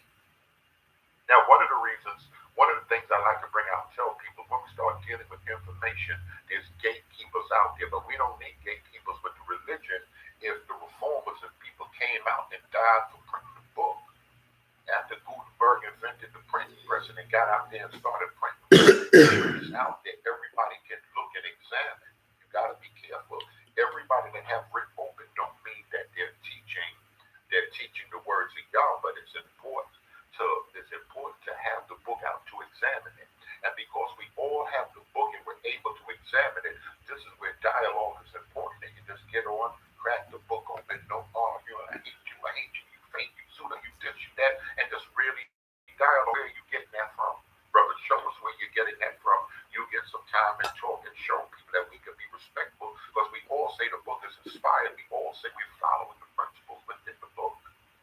But yet we can't sit down and talk. I often say my homegirl, she was like, after that debate with Sinette and them, she needed the moderates and the apologists need to debate them. She brought that up. And people's been talking ever since then. People's been saying some things. Somebody is lying. Everybody can't listen. Listen, a lady can't be pregnant and not pregnant at the same time. Somebody is lying. And we changed. We know some things have deliberately been whitewashed. Or do the apologists just go to a certain place and they just stop right there?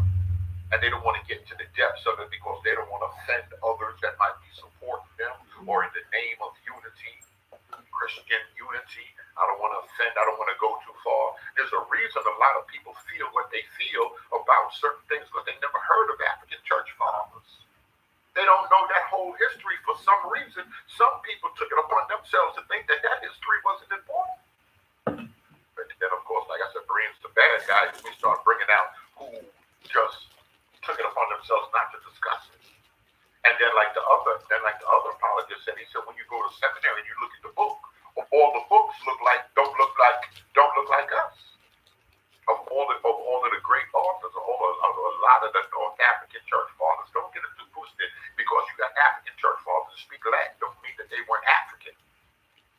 That's like people in America now. Everybody from Farrakhan to Hillary Clinton speaking English, to Dr. Ben, to Dion.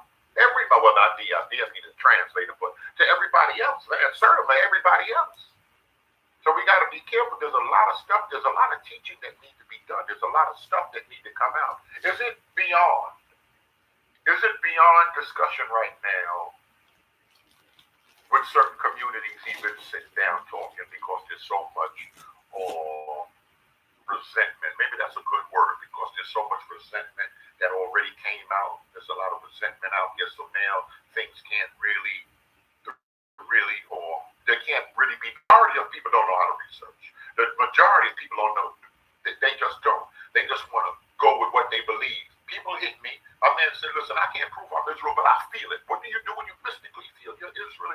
And you can't really show and prove through history. So you'll go to other people and they look like they're showing and proving and say, well, I just believe it and I just believe it and I still go to church. My other man said, I worship on Sundays. Still I go to church on Sundays, but it's my personal belief. And there's more and more people feeling that.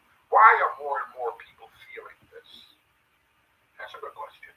Why are more and more people claiming that they're feeling certain things because they don't like what's going on? It's an identity crisis. We got a dialogue to get to the depths of these things. And some people have a problem with that. Great deception is out here. Fake news is out here. There's a lot going on. And behind a lot of the fake news, you have to say there's been people propagating religion. There's been people propagating religion.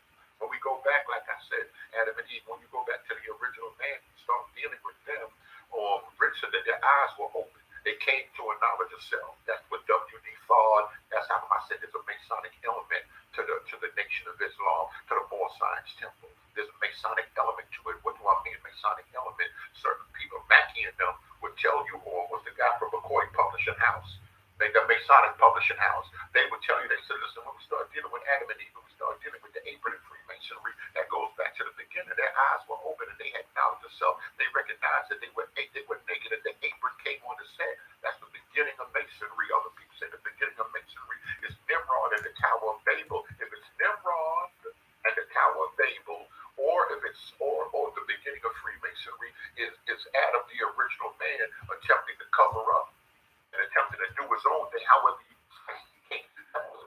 True spirituality, because in the Tower of Babel, they wanted to do what they wanted to do. They wanted to do their own thing. So how are we going to look at this story? So there's some stuff. So from the beginning, religion has been behind it, precept been behind religion, and a lot of times religion don't necessarily avoid have a relation with the king. These things don't necessarily equate. So it's been fake news going on, and we got more of it. It's in the conscious community. Well, how else we see fake news? We see people like I was discussing last night. I don't know what they folk tripping off. They put the words of Christ in the mouth of Osiris and Krishna and different people with no primary source. They can't show and prove it. Then we got the silly people. Even the silly women captive. Remember, this book is all written. Rick warns you of all of this. And people are just jumping online and just, oh, yeah, let's see this video and they're evangelizing. Yeah, because many people with memes out here evangelizing, not knowing what a prophet, not knowing what they're talking about. But they're evangelizing because they believe something or because they were hurt. So they get down here and they're laden with sin. Thank you, bro. Laden, and there's plenty of it. Oh, I'm teaching a book, I'm doing that, we're better than the law. That other dude said he was the comforter. Y'all, now, if y'all open up John 14, come on, man, how can he even claim to be that? It's a following. There's a following. It's a silly people out here. It's a people thinking it's ever learning and never coming able to get to the knowledge of the truth. They're still being deceived. They're still being deceived.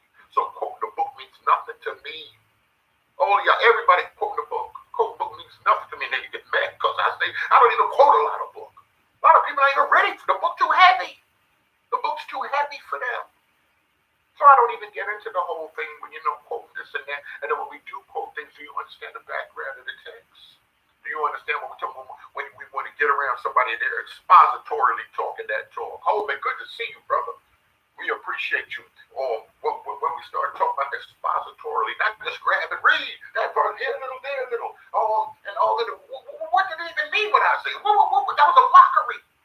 What did it even mean? Y'all are just going y'all way down the road somewhere. Y'all got to pull over. Y'all way down the road somewhere with it. And we have to, but in love, we got to talk to people. We got to explain. We got to explain to them. Good to see you, Sister Blake. We have to explain certain things. And I feel as a people, I don't know why we just can't listen. A few of us get together and talk. Let's try to work something out. This is your position. Why do you feel that way? So many of us will be so further down the road in knowledge and understanding. We've been dealing with emotionalism, and a lot of people have been jumping and dancing and touching their neighbor. But dialogue is the new way to go. I'm gonna tell y'all something. When people want to talk about that prophetic and all of that stuff, I'm gonna tell y'all something. I see worship centers where people are gonna worship. Or I'm telling you, I see sanctuaries where laptops are open, tablets and pads and pens are out, screens are up, and people taking notes, learning, understanding certain things, understanding what the king is saying. Not religion, not the secret order, not all them other folks. Their job is to bring confusion and all of that in there. Man, it's good for that. Automatically, that's what Adam and Eve, that's what the original man did from the gate. They had knowledge of self and start doing what we think religion needs to be done. Cain and Abel, same thing. Same thing. He gonna do what he want to do. That's all religion, and people have that in them. We just say we're living in a scientific age and we're understanding certain things. But y'all doing a lot of spookism, a lot of spooky stuff still. But that's all in the name of religion. We'll get on that science moving us forward later on. We'll get on that later on. Because y'all can say what y'all want. God bless the scientists. God bless the microscope. God bless the CDC. We've learned from things in the past how we're going to deal. Wash your hands. We've learned from the Black Plague. We've learned from other things in the past. And we got spooked out. People, it's not a time to be spooked out. They that know their God should be strong and do that. But it's a time to walk in that wisdom and that understanding. But at the same time, they claim people in trouble because people are searching out their history. People want to know certain things. So we got people on one side. Why isn't Christ enough? Other people saying, listen, we're the people. We're the people of the book. So that's a big thing in our community. That's going nowhere. Other people just want to write books and just want to make videos and bang. But somebody has to really sit down to give other people clarity. There's regular people that saying, what is this thing about? Where is it really going? And like the other guy said, he said, Marine, I listen to some of your videos, and then I ride with you, then I'm going to listen to the side, then I'm riding with them, then he's going to listen to ISUP, I'm like, wow, and there's a lot. Now, he was honest by saying that. But in all truthfulness, there's a lot of people like that. They'll come listen to me, they'll listen to somebody else, and they're like, yo, I can go with that, They're not really clear on a lot of stuff. And the majority of people, they're in the middle, they're not really clear on a lot of stuff. What are we going to do with those people? Those are the ones that I'm concerned with. That's why I said that the dialogue is important. Put all the titles there. Oh, that's the general, that's the chief priest, that's the chief apostle over there, that's a bit of all of that stuff. Let's put all that stuff down for a minute. Regular talk for these regular folk. You don't have to show off you've been in seminary. Talk regular talk to these regular people and explain to them from the very, very bottom. This is how we search a thing out. This is how historians do what historians do. We have to take it's okay to take. We have to take baby steps.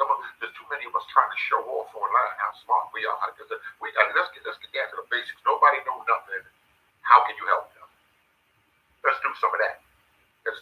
I think that's important. But a lot of people don't want to do that. Some people say, well, that's not our job. They need to come. They need to first believe and come. No, they don't. They don't need to just blindly. They need to have an understanding. That's what repentance is about. Getting your mind right, then turning it on. I change my ways. So my thoughts and those actions, I'm going to change my ways. I'm going to do it 180. Knowledge, this comes with knowledge. Too long people have following a belief system and just putting it, and just leave your head on the altar, leave your sins on the altar, take your brains back with you. You're going to need them. You're going to need them for later on. And we haven't been doing that. And that's not to, and every time we say stuff like that, they come angry rush by hearing. We're not shooting anybody down. We're not shooting anybody down. We're just saying we got to switch the game up a little bit. Now that we have a thinking people, now that we're being challenged. I can't even say grandma and them weren't thinking. Grandma and them, they were thinking, but grandma and them just said, out of respect, we're not going to ask these questions. This new breeder, these new ones out here, and I hate to keep talking. They say, yo, you talking about them like they a whole different, they are. I'm not saying like they a whole different aliens from another planet, but they just, these younger folk are just talking, I don't know, it's like 35 and under 32 to 28, 27, 26, they all gone. They all gone.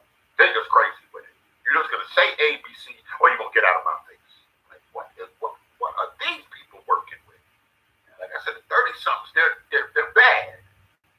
But when you start getting 40-something, we come from a different era, but we got to work together. Somebody, I like what they posted last night.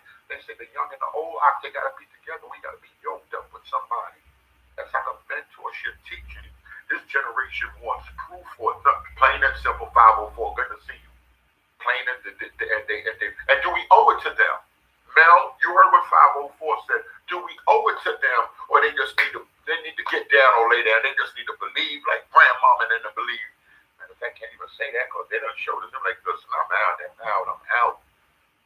And a lot of them are walking away, but trying to act. You said we owe it to them, and if we owe it to them, we have to step up. So a lot of people said, well, you got to say certain things. I said, no, this information, we got to spread it. We got to spread it because I can be honest with our pastor that's saying, well, how do you handle this? How would you even start off with this? I said, throw out questions. You throw it out. You don't have to wait for them and ask them. You throw out even in the text and in the teaching and in the preaching, throw out controversial stuff so they'll know that you at least aware of what's going on online, aware of fake news. You're aware of it. And then we can start getting into a Christology. From there, we can go straight into a Christology because y'all can say what y'all want. Christ said stuff ain't nobody else say. And I love when I look around them clowns trying to put in no Cyrus mouth. Them clowns not even reading no Met 2. They not reading no Met 2. None of these dudes playing with you. They playing with y'all and like, I'm gonna wait till Brown come on here, let Brown get ignorant. And they get this Champollion and them other folk, them French folk and them English folk. Oh, we had it all the way coming down, and Benito was the last high priest of the man. Shut up. Where you getting that from? That's make-believe. I got black men down. I got all that stuff. That's make-believe right there. Show and prove that. No problem. You can't do that. A lot of y'all follow what y'all want to believe, and you're looking for evidence. That's not how research goes. That's not how they're going to fix this corona thing. They can't just go, well, I believe it's a ploy. I believe it's the military. The Chinese, what the brother did, what the guy from China said. He believes it's the government. You can't start doing conspiracy nonsense out here. A lot of people are following it, but people are wising up. They're like, no, Trump just running his mouth. He don't know what he's talking about. 2 days later, sure enough, he's back better. And we got fake news out here dealing with the belief system, dealing with the book. How can the most popular book, most sold book, most translated book be the most abused? Yahweh used that book. David Koresh used that book. Don't get it twisted. Malachi C. use that book. That's like if you somebody just walking with the book and a big cross don't mean nothing to me. That don't mean nothing to me. Everybody should. Like I said, Mandy P. Hall and Scottish Rite, in every lodge, the book is open. How's the Crowley had the book? This is how everybody got that book. Don't get excited when you see somebody with that book. Don't get excited when you walk in the building and folk got that book. That means nothing. And we have to understand that.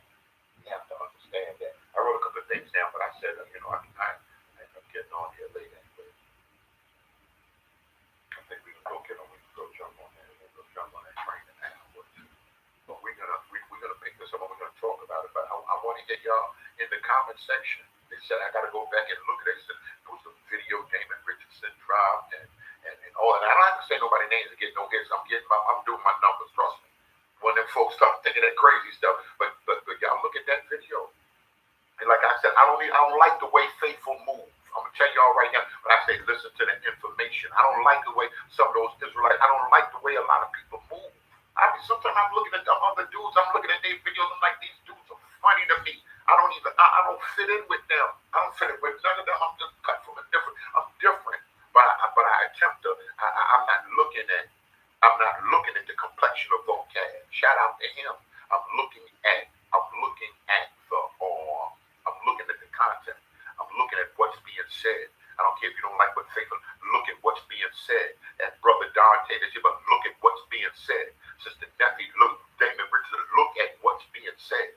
Make sure it's being said within its context. I know it's a lot of work. Day 215, what's good? I know it's a lot of work, but you have to do it just to be sure because so much is on the line. That's how the more and more people say what you want to call roll. A lot of people falling back from TV. They be like, man, it's not no time for no TV right now. They trying to keep you hypnotized with all of them games. So they trying to keep you hypnotized with that other stuff. It's time for research. It's time for the book. It's time to check out this thing. It's time to go behind people and start fact checking. Fact check me. Fact check everybody. Fact checks everybody you see on boy. Y'all better fact check everybody y'all see on Sign Letter TV and the Word Channel. Sign Letter TV and the Word Channel's hand in hand with that other stuff. Sign Letter TV and the Word Channel, they start whatever y'all call that other stuff y'all like watch with all them folk hollering and promising y'all this for seeds. And anytime you gotta start exchanging stuff. Oh, you send me this in the great oil is coming in the great bed, the prayer call, and when they start that nonsense, I got an eye on them. I gotta start fact checking. So you'll spend some time to watch videos, you'll listen.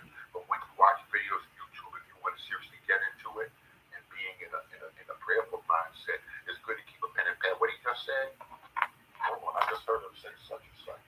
I heard him just say such and such. Write that down.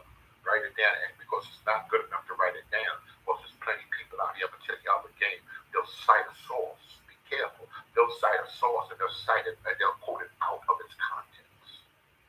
Just like the book, that's not the only thing they quote out of context. So they'll quote Dr. Ben.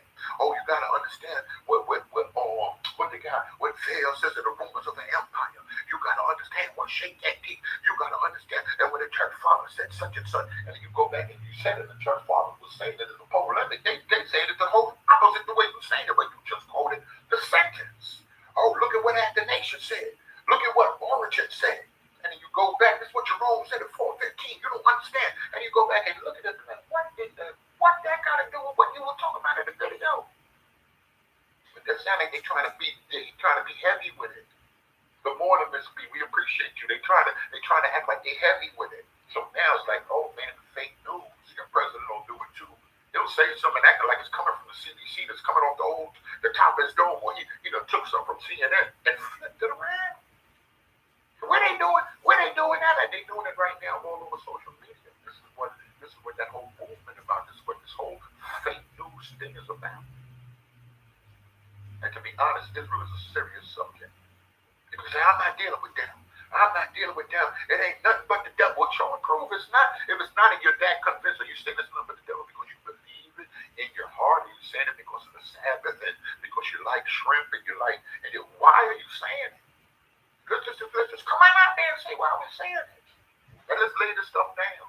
Like I said, there's people that I may not be feeling, but I don't let that get in the forefront. I don't let that blind me. Let me see what this guy's saying. Let me see what he's saying. Everybody just, I just know vocab and all of them are devils. I just know Kelly and all of them. I don't major all of them over there devils. How do you know? Because this is what the younger folk and God, I heard such and such. Show and prove it to me. Like, listen, I said it 20 minutes is it. So people want to show and prove it to them. They want to know, how is he a devil? How is that wrong? I can say that they went and go, they can get to showing y'all that Christmas tree. They can get to showing y'all that it may not have nothing to do with salvation. And Ephesians 2:8-9, and by now my works of righteousness, it may not have nothing to do with that, but they'll get to point that stuff out. So just to get up, just to get my weight up, just to get up, I would drop all of that stuff, lay aside and consider every weight is just a weight. The tree could be a weight, the it could be a weight. Just let the weight down. Oh, y'all want y'all to do, y'all want to lift it up. Because y'all don't want to agree with nothing that they're saying. Y'all are losing. Y'all are going to lose. I'm telling you right now, you messing with them folk, y'all going to lose because y'all don't want to even agree with nothing. Cops just killed 2 black men on the corner. I ain't agree with that. It's a fact. It's in the newspaper. Why can't you agree with that? Oh, he is Israelite. You can't agree with that. You sick.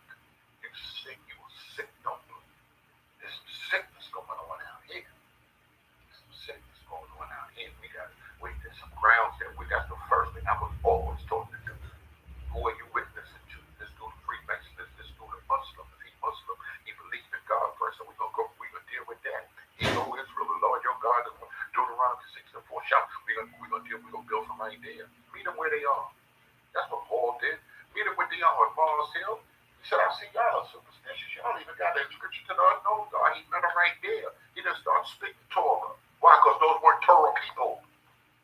Y'all going to read the Torah on people that's dealing with the book of the coming forth by day. Meet them where they are. Book of the coming forth. You in the command. Oh, well, you know the afterlife. Automatically going to jump there because everything they did was leading to the afterlife and preparing for the afterlife and getting those magical spells ready to do battle in the underworld. So you meet them there. They believe in a supernatural element. Don't come to me like you don't believe in a supernatural element when the pharaohs and devils have been anting everybody. That's what the pack we anti about. Come on now. Meet them right where they are. We got to start doing that. We got to drag them up in Memphis. Oh, I'm coaching. You got to come. You got to understand Jesus, Pastor, Father, because my grandmother would have shut up. What does that have to do with anything? We got to wisen up in the way we doing it. We got to wisen up in the way we doing it. Before I get out of here, Rush. The question is there a possibility of dialogue? Is there a possibility? Progress, and I already know what Progress is going to say. Who else is there a possibility? Come on, word assassin, bruh, is there a possibility? I don't know if you've seen the whole video. I didn't even see the whole video. But Sister Neff out there, she dropped the video. I think it was 3 hours. Other cat, Dante, got a video. They said she quoted Damon Richardson and all of this stuff. Is there a possibility of dialogue whatsoever? Or we have gone beyond? Because I can't believe y'all read the book. Y'all believe y'all worship at me Saturday or Sunday. Which said, Rome said both sides. Listen, I'm a part right there. Rome said both sides got to put the ego down. I ain't gonna say that he said that because first thing to say, Rome said down there in South Carolina, I'm telling where he at. I ain't even dry snitching. Rome down there in Orangeburg, wherever he at, Bamberg, wherever he at down there, he said both sides. So you trying to say the apologetic side got an ego too? I was just like, listen, we on time. We are orthodoxy. We calling the shots. Like my man said, we riding the bus. Y'all gonna get off here. Y'all gonna get down to the next exit. Y'all gonna get off, but we ride the bus because it's not a lot of those what we would call moderates, but more of them are coming up. And the ones that's not sure, I'm meeting more and more of them than the Christians, but they're keeping their mouth quiet in the church. They're still going to church, but they're looking at videos and they're thinking. I'll make them comfortable so they'll come out and say certain things to me. But they're singing in your choirs. They're ushering in the parking lot. They're on the deacon board. They in the pulpit. But they know they better not, just even the Baptist pastor, you better not say nothing about Israel. You better not say nothing about no slave ships. And especially putting them both in the same sentence. They're not doing it. But some stuff is happening. So can we talk? Rome says too much ego. Can we? Because if we all say we're following the book and we all claim we have the fruits, sometimes we get ignorant. Because I get ignorant and say some ignorant stuff. Sometimes we get ignorant, but can we put some stuff down for the sake of the cause, for the sake of everybody? Put some stuff down and talk. Miller, don't start that. He talking about that 400-year prophecy.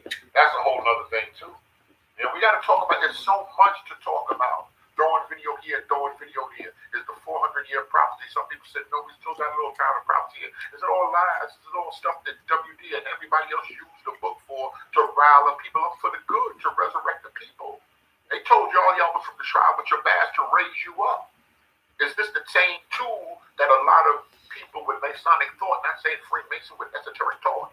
And when I start dealing with Adam and Eve, and we talk about Abraham, that's esoteric thought. I'm not gonna say that that's just punch hole Freemasonry, just regular blue line Freemasonry. That's esoteric thought, the beginning of man working himself, working his way back to deity, working his way to knowledge of self, and moving in knowledge of self into religion.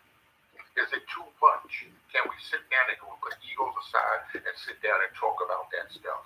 We might have them with these prophecies. We might have them with the book. Judah's black, Judah mourner, Judah blacker to the ground.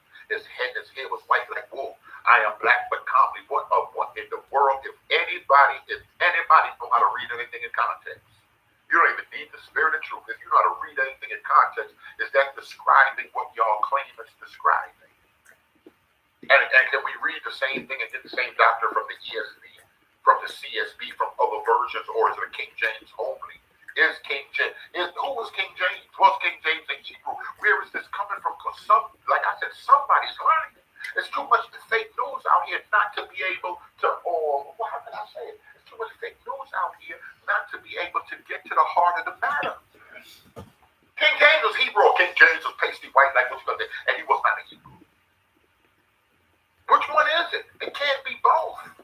Now, if you get caught in a few lies, people are going to look at you sideways. Bring out the books. I got an old book I got a $300 book and it told me the truth. Bring it out. Put it online. Get the phone out. This is the book right here, y'all. And show everything. Go to the front, show them numbers. Y'all know them numbers. They go to DC, they got the numbers registered. Show all of that stuff. Where it's coming from. Pull it up on the phone. Show everybody. Show and prove. Or I think that because I think King James was holding the, man, some of this is shaky. Some of this is shaky. Maybe we do have too much ego and we can't just say, yo, matter of fact, y'all do have a point right there. Yo, they do have a point right there. But listen, but we don't understand the law that way. That's not how we ride with the law. And we offended because y'all say we lawless, like we out here doing everything because we say Christ is the end of the, and just like, okay, all right, I see why y'all say that. And then why y'all say that there's only 12 gates and what gate we going through it. Why are you so offended at the term Christian? And you know what I'm saying? And just bring it out. And just bring it out. Of course, it's going to be some, oh man, I can't deal with you. And that's how it was. The president was out there. And sometimes when people try to do stuff diplomatically, you walk away from the table, they dealing with them, and y'all got nuclear weapons. And listen, we're going to lift the embargo. And now, man, we walking away from the table. Talks fell apart. We can't even get to talking. I can say we start talking, be like, yeah, we got there, we started talking to them, and we chopping it up, and we doing this, and then they stop, man, we fell apart, we walked away. And then we came back to the table, and we just started, let's at least do that, we can't even come to the table. And it's funny that people say they believe in deity. They say they read the book, they say deity is love, all this stuff, I don't know what y'all saying. And all of y'all found and all y'all have knowledge of it, we can't even come to the table and say, let's come to the table, fall apart, but we're going to back and forth. We're going to keep trying to come to the table, make this thing happen. We're going to keep trying to, y'all are making, because I told y'all I'm not even riding with the apologists. I'm going to have to break that, I'm going to have to call that brother Major. I could build with that brother. Listen, this is what it is. Listen, why y'all feeling A, B, C, and D? And then let them talk, let them get off, let them get it off.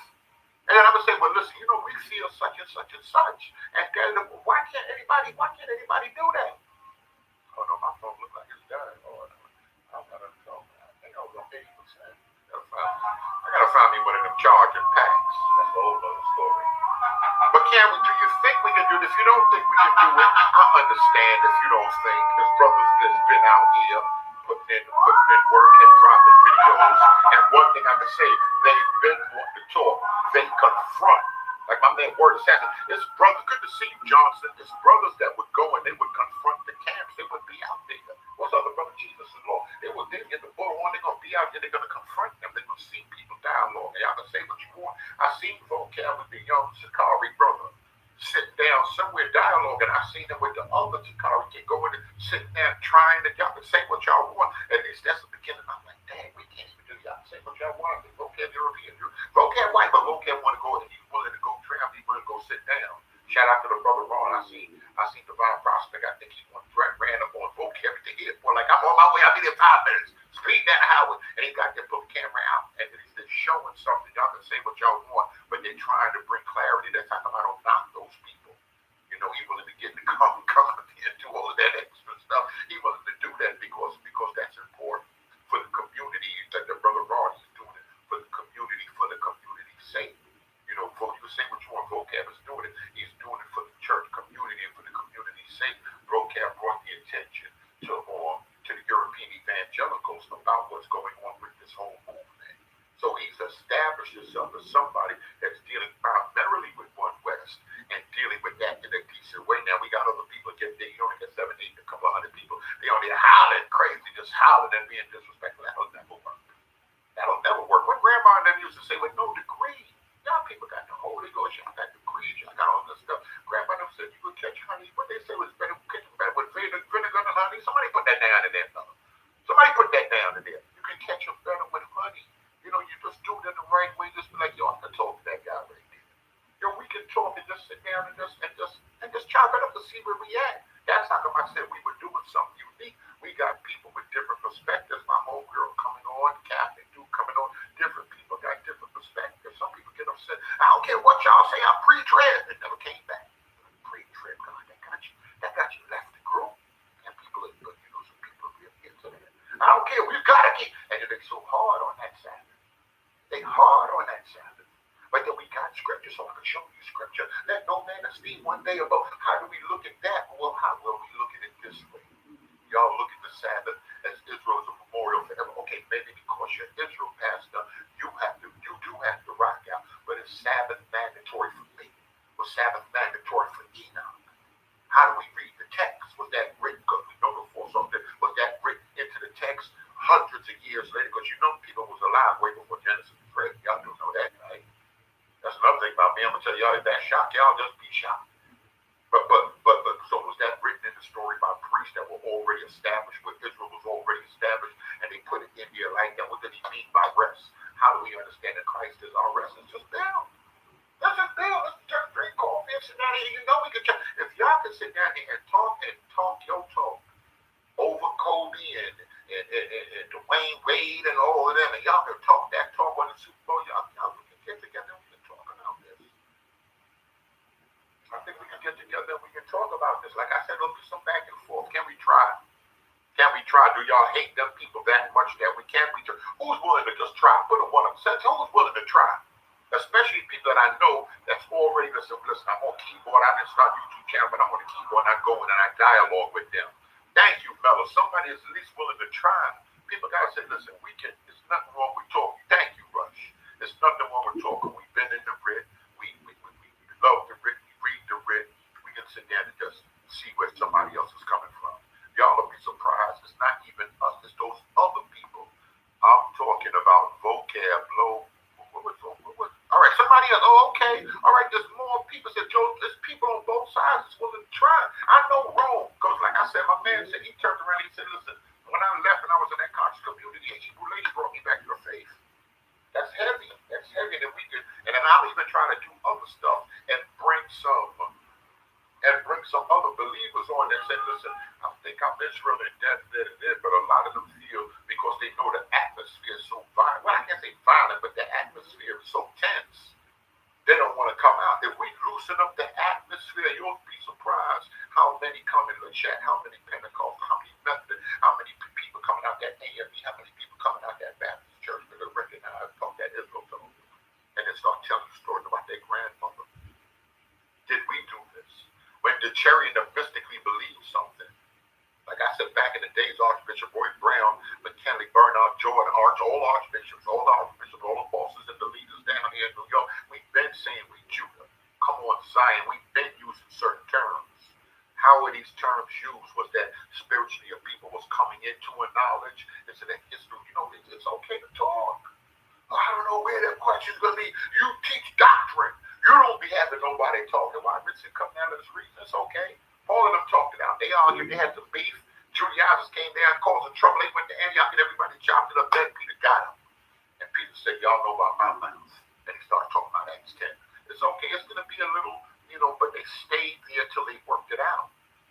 They stayed there till it worked out. And a lot of times it's the leader. But sometimes the leaders got too much. Some people feel, to be honest, the leaders have too much online to lose. When I start dealing with my church, your church, my numbers, my book coming out, I'm dropping my book, my denomination, when you start dealing with my, it could be a problem. So maybe, and I know people say that's not biblical, but maybe laity, maybe regular people. Those other guys are ministers. Like I said, maybe some minister. There's other people involved in the brother Richardson, the other sister. I think she have a profession. She's in a legal profession, but this is what she's doing. She's out there with her. She can come to the table. Everybody come to the table. We can all chop it up. We can just talk in the shorty folk. Forget the denominations. Maybe the laity, maybe the regular people can show scripture to show us, and we can talk. Maybe younger ministers can show people, younger apologists that don't have a church, is not locked in with a denomination that's sworn to the order, can come in and be like, yo, no wonder you see it like that. You know what I'm saying? People like my man Rome said, listen, I came up out of that. I got Book of the Dead and all of that stuff. Yeah, other people, because a few people say I came out of the Messianic movement. A few people say they came out of the Israelite movement. Let them come and let them talk why you came out of that movement. You started understanding grace a little differently. Just bells. You see what the chat said? Oh, okay, no, that's our conversation. Talking about disrespect. And we just got to be careful. We just have to be careful with the disrespect and stuff like that. But I think, I don't know, listen, and say what you want. Grace be Sister E up in here, Joe's daughter. I think we can do it. I think there's enough people, and because they go, oh, you got that, and part of the problem is Israel be coming to your plate. No, he said vocab does have a reputation. Yeah, and I didn't like the joke and stuff. Yeah, some people don't like that joke and stuff, with vocab or whatever. But he is creating dialogue, and when we start dealing with the culture, we got to understand. Like back in the day, something happened. I was like, listen, don't play with the culture. This is culture. So people are serious about that. So we'll laugh and joke. Yeah, like Power Rangers on the corner, but even moderates will feel a certain way who we would consider moderates because it's the culture.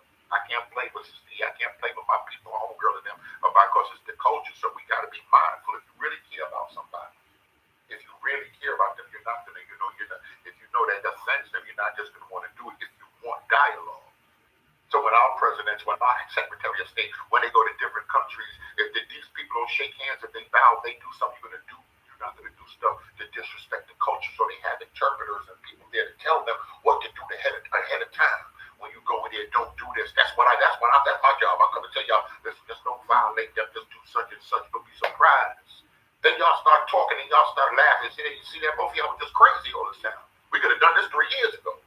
Just come and sit down and just start talking. And it's like, yo, they all right. They ain't that bad. I understand why I used to always hear them quote that scripture. And I think we can do it. I think we can do it. Diplomatic. Thank you, Rush. We can. We can't forget what everybody else say. We got too much stuff in common. We got that book in common. We got the king in common. We believe in judgment. We believe in the end of the world. We believe in authority. We believe too much progress. We get and know there's progress. We're gonna walk away not agreeing on everything, and it's not the end of the world. It's not the end of the world. Nobody can be unified on everything. And we did it to the east, correct? We were doing that. And so the enemy had to come in and try to. I made some bad moves too because lunatics came on the panel. But lunatics got on the channel and started running amok, and that kind of put more of a wedge or a divide in there. But we were on the way to doing that. And there's nothing wrong with that. And nobody, like I said, they were the Essenes. You had the Essenes, you had the Pharisees, you had the Sadducees, but they were all Israel. They all believe in the book. How can the Sadducees believe in the book and have the book up underneath their arm, and they don't believe in angels or the resurrection, but they did it with Israel? All of us not going to get together. People talking about that and say, "Why they going to get together with them tongues? You need to get filled with that." I'm like, Berean, all right now, Berean, you've been doing good. Don't do that. Because they'll ride with us up into a certain place. Then me and my man and the rest of them, we don't ride out with the tongues and the rest not, but we still click out. It's still okay. So we're going to walk away. Believe it or not, we're going to come together. We can talk. It's going to help tens of thousands of people. That dude Dante is respected. Sister Nephew respected. David Richardson is respected. People is respected out here. Pastor Kelly respected out. His people is respected out here. Then you got mediators. You got Steve. You got people. We can come together. We can do it. Joel's daughter. We got Russia here. My man Word Assassin. We can come together. Man, we can come together. Jason Brand. There's plenty of us. We're going to come together and we can talk. And it's okay. We're going to walk away. We're going to be good. And people say, yo, I can't believe they worked out. I can't believe it. It don't have to be ongoing beef because we claim. I'm going to tell you, I ain't going to say we claim. We got something signed that and them no God. We can't have them watching us and looking at us like, what are these fools over here? Because they could be getting wrecked. I said, they all feel that they could be looking at us like they don't went crazy with that book. All of them over there crazy. And they could be watching, but if we say we got something that they don't have, we should be able to get together and chop it up and show people, yo, this is how we do it. This is how we do it. We'll beef a little bit here and there, but we back on it. We back on it and we ride together, don't play. And we all look silent and don't play. We blowing at you for that book. And then I'm gonna talk about God and the book and deity and dreams, Then I'll take it a little further and bring Pastor Rose and them other scandalous people on. Talk about dreams and visions, because y'all ain't gonna play with these dreams and visions. These people trying to act like, boy, these people ain't trying to act like we can't get our spiritual, our mystical on it. Y'all could take that back to the seminary. I don't want none of that right there. We stay having dreams. We stay understanding things, and you can say what you want. People moving in that direction. So I just wanted to drop that. And I'm hoping that, like I said, even if I got to get away out, we were away in some quiet time. I'm thinking some stuff can happen. Good to see you, Sister Yolanda. That's you up in here. I'm hoping that some stuff can happen, and I'm gonna take some baby steps in that direction. I don't start going crazy. But like I said, I wanted to even get the other brother on when he said he wanted to talk history. Oh, you exposing them. Believers listen to your channel. Why would you bring the dude run out? Listen. Y'all already got beef with China. Y'all already got beef with Ron. I just called the brother. Just like, yo, just let me see the brick wall. He said he's done a lot of work in that area, and he dropped the book or documentary or whatever. A lot of people seen it. Let's just see what he has to say. Talking as an intelligent man, he came out. He said he came out of the Pentecostal movement, and he understands the different. Let's just bring him to that. Let him talk. Let him talk. Don't come in the comment section and be disrespectful. Let him talk. Now, we don't need to bring nobody else on with him. Let him talk for a whole hour. I just sat there and talk about, let him talk for hours, show the evidence and say what's what. Then go back, don't even comment in the comment section. Go back and process what he said. And we said, yo, we'll get him back on. And somebody else can come on, yo, I've seen that brother on your show, and he said A, B, C, and D. We went back, we bought those sources. We're looking at the sources. We're not sure if he's using this properly and this. And listen, we can do it. We can do it. I don't care what the rest of even the dumpers, we can do it. As dumpers, we can do it. That's my thing. Let me try to read some as the day could go in a comment. They can't help them say yes or he ain't lying about that. They're gonna comment. They got a keyboard, they're gonna comment. And to be honest, some people, even I do know ministers that come in, they got different names. They're not even coming up underneath their ministerial name. They coming underneath their banging name. So I shouldn't even say that, but this is just, I'm here to tell truth. I'm not here to be on a side. I'm here to tell truth. When people would come in under another name or banner, we'll put them out. Only crazy Rob Moses come up underneath the same name with the same scriptures all the time, Yolanda. Only Rob Moses. Everybody else. You see, once they say that's Gia. You see, everybody they come up underneath a different name. Good to see you, Ivory. They come up under another name, so it may be rough, but I'm willing to be like, bro, we can try it. We can try it. We'll see what happens. It'll go haywire, That'll kick me out of church anyway, so whatever it is going to be, it's going to be. But I think it'll be so beneficial to so many people. And if we can all go back and just remember what Rome said earlier, if we put, I know you may not think you got it, but if we just put all the egos down, if all of us can let's just, for the greater cause, if we all just said that for the greater cause, let's just all fall back. Whoever's going to come on, it'll be good. They open up as somebody that offended anybody. But I'm just here to, A, B, C, and D. If we can do that, I'll get some people on, and just don't come in and comment and disrespectful. Because when they come in, they're coming with followers too, and their followers will think what you just said, and then they'll be back and forth, and then because to be honest, so you got to be a witness. A lot of times we be talking in the side chat, they just start going off. They going off into some whole other stuff. But Yolanda, we can do it. We can do it. And we just got to keep working at it. Like I said, we don't expect to walk away. Expect stuff to happen. Expect to coming back together. That's how diplomacy works. You act like we in the United Nations. We're just in the United Nations, and this is how some stuff we all sit back and we listen in. Because like I said, I got the 7-day Adventists coming on the scene. Because they feeling, y'all can say what y'all want about the 7-day Adventists heavy in the written. They feeling a lot of what Israel's saying. So the Bible don't get it twisted. I don't know why they've been in the background so long, but they've been in the background and they are going to be listening. A lot of people coming in, they got that Sabbath thing going on. How y'all looking, so it's going to be a lot, but I think it's worth it for everybody. All right, y'all know what it is. We appreciate y'all.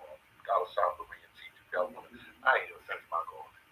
And I'm definitely on my salad stuff. I'm done with the chicken wings. I don't think I'm eating Chinese food no more. That's a whole other thing.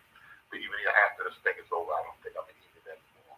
But we're gonna I'm gonna see if I'm gonna get on that bus. I gotta get out of Dodge. I'm gonna see if I can get on that bus, but I could. Or if not 12 o'clock, if I can't do 12 o'clock, if I'm on that bus back out there, or I'm gonna this evening. We can talk about some stuff this evening. We're gonna bring that thing together. And nobody gonna die for talking. We're gonna bring it together. We're gonna show them how it's done. All right, y'all. We appreciate y'all. I'm gonna jump off here for right now.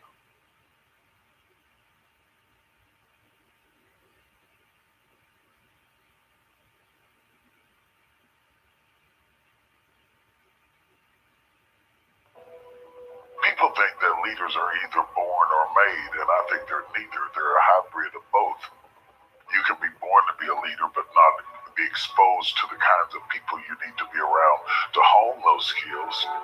Because a lot of times you don't know that something's in you until you're exposed to it. When you get around it, it can be one thing they said that haunts you, sticks with you. I wanted techniques and concepts that would help ordinary people to achieve what some have said is the unachievable. This is my opportunity. It's my way of inviting people to be in the room, listen to the conversations, meet people who broke through glass ceilings, women who shattered ceilings, and built empires without models.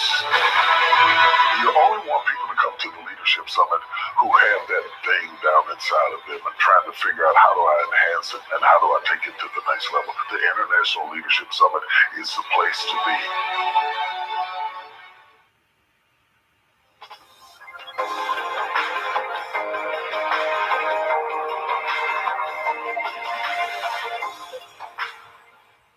And God has been doing some mighty things, and I want to share some things that the Lord put in my spirit and really put in my heart, and I want to be able to express the multiplicity of all of the implications that go along with the text before us. It's not an unusual text, it's not a new text, but indulge me in my folly as we reinvestigate Ezekiel chapter 16. We want to go into it. Ezekiel chapter 16, verse 3 through 6. Amen. When you have it, you can find it. Stand. Ezekiel, Ezekiel.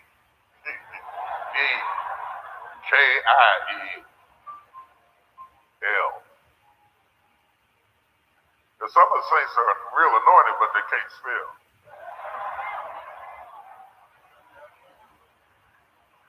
Some of y'all can spell real good, but you're not that anointed. So we need each other. We're picking it up just in the middle, but we haven't lost a whole lot. And say, thus saith the Lord. This is God talking to Ezekiel, and this is him telling him what to say, and God is telling him exactly what to say. I can't tell you how many times I have asked the Lord, tell me what to say. I could preach right there. I don't have time to do it, but tell me what to say. Because if I say the wrong thing, I'm going to mess up everything. Tell me what to say. If you don't have a muzzle on your mouth, I'm not sure you're a Christian. If you don't have something that nudges you sometimes that says, don't say that. Anybody got that voice goes off in your head? Says, don't say that. Because I got all these things that come to mind. It's like a Rolodex. And it says, say this and say that. It's all those different voices. And so Ezekiel is speaking up under the dictates of the Holy Ghost.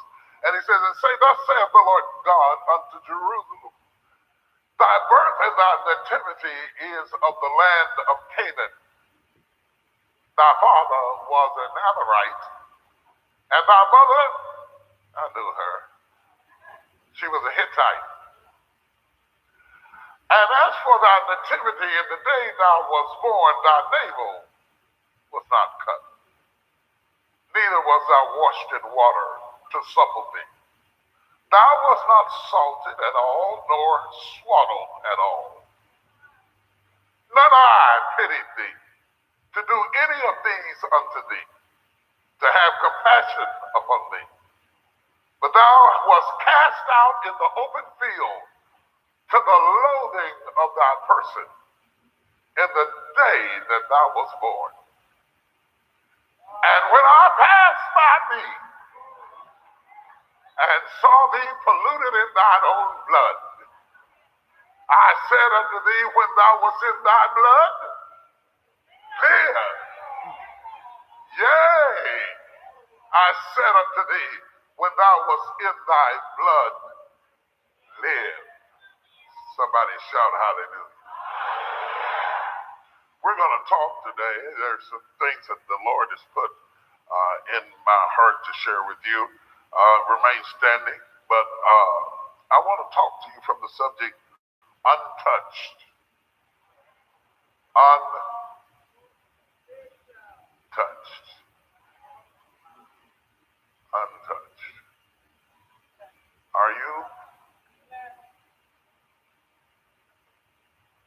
untouched. You know, this recent book came out on love languages. One of my love languages is touch. One of the words of affirmation, one of them is touch. Are you? Oh, it got quiet. Untouched. That's what we're going to talk about today. Spirit of the living God, fall fresh on us today. Anoint this place, Lord. Let the morning dew drop this morning. Let it saturate us. Let it moisten our hardness. Let it come into the fibers of our being in such a way that we are not dehydrated in our souls. I pray in the name of Jesus that you would irrigate our thinking with your revelation. Bind every spirit that would seek to stop us from receiving the saturation of the fullness of the revelation that you would impart unto us today. I thank you in advance for what you're going to do. I don't even need to see you do it to thank you. I'll praise your credit. Your word is good with me. I'll praise it now, and you can do it later. In Jesus' name, somebody shout amen. You may be seated in the presence of God. I have come to learn, you continue to learn about yourself all of your life.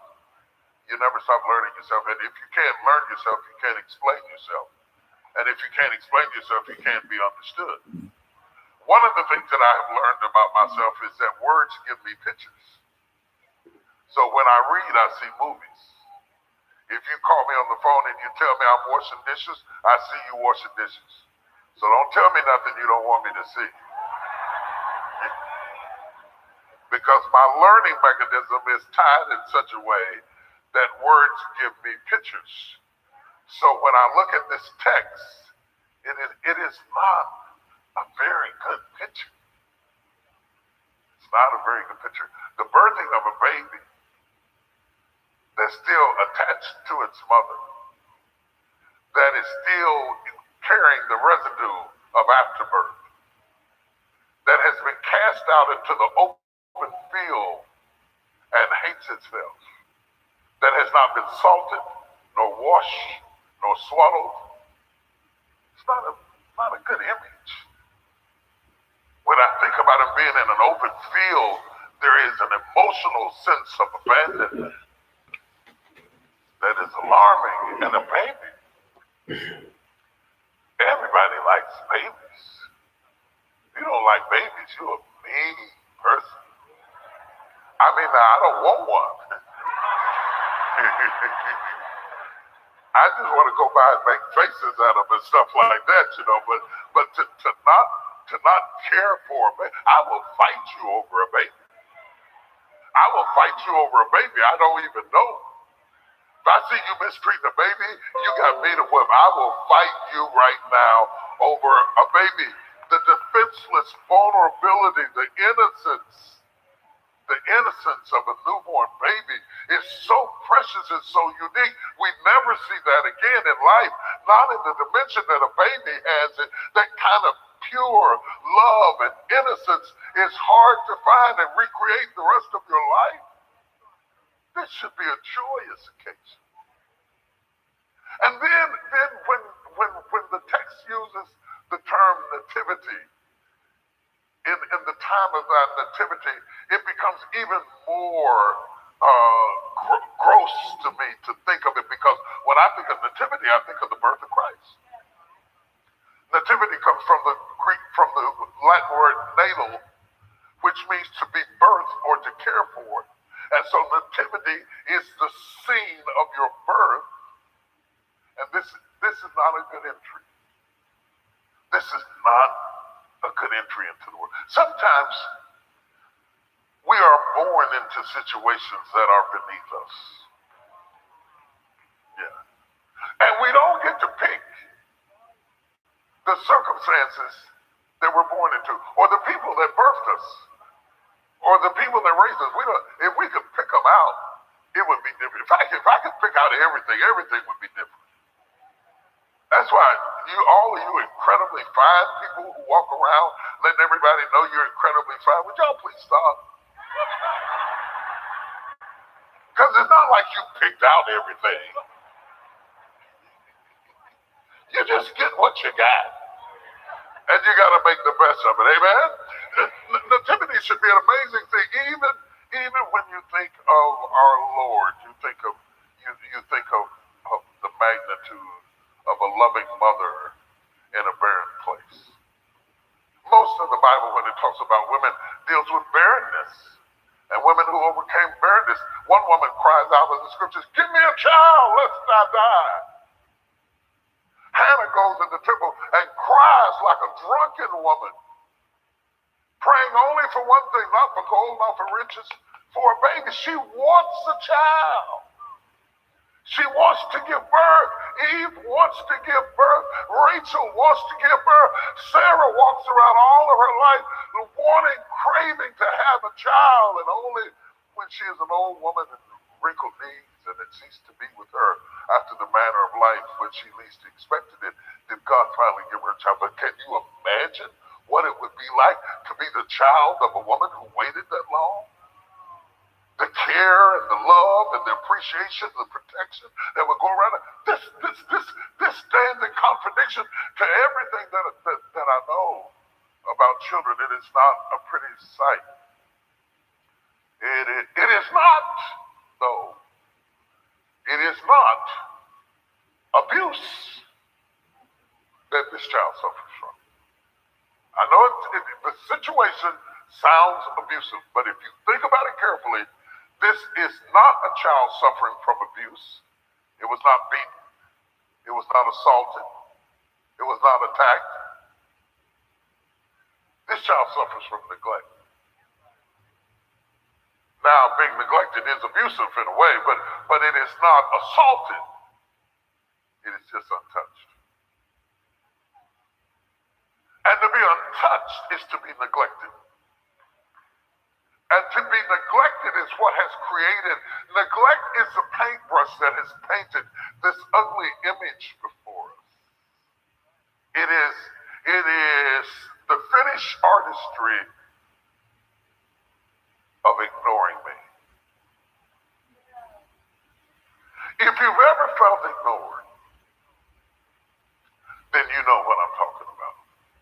I never will forget my first year in college taking psychology. One of the terms that stayed with me the rest of my life was born out of Psychology 101. It was a story about deprivation dwarfism. You remember it? Deprivation dwarfism. Deprivation dwarfism was a test that was done on babies where certain babies, all of them were fed. You take 14 babies, all of them are fed. All of their biological needs are met. 7 of them are cuddled and touched and loved, and 7 of them, just their basic needs to sustain life were given them. Over a period of time, they began to measure their functionality, their cognitive responses, how much they grew physically. And the babies who were touched were growing normally, and the babies who were not touched were not growing. They then learned that the pituitary gland, which secretes hormones that causes the physical body to grow, is stimulated by touch. And I found it fascinating that just by not touching, holding, cuddling, nursing a child stunts his growth. And so the class was called deprivation dwarfism. And it was called deprivation dwarfism because they were dwarfed because they were deprived. Dwarfed because they were deprived. Dwarfed. Never became what they could become, never reached their potential because they were deprived. Dwarfed, denied, the hormones are not secreted because you're not touched. Touch has ramifications. Touch makes a difference. It is no mistake that the Holy Spirit was conveyed by the laying on of hands. It is no mistake that the Bible says we have not a high priest who cannot be touched by the feeling of our infirmity, tempted in all points like his are yet without sin. They talked about Jesus, the one you just got through singing about. He says, you can touch me, and then he went through the cities and he touched. I need a God who can touch. That's why I don't serve idols. I don't serve statues. I don't go and kneel in front of statues and go into trances before God said I had to carry into the room. Because I must confess to you, I don't want a God I have to carry. I want a God that can.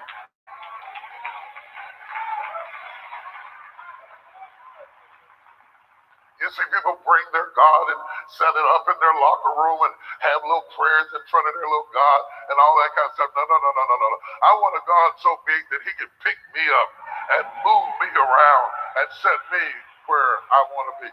Touch is important. But the truth of the matter is we live for the most part in a touchless society. Now I'm going to date myself. They built this for me. So I can walk all over the place. They knew I like to walk when I preach. I like to walk when I preach because when I grew up preaching, I had nobody to preach to. So I would be walking in the woods preaching to myself, and I'm still walking in the woods preaching.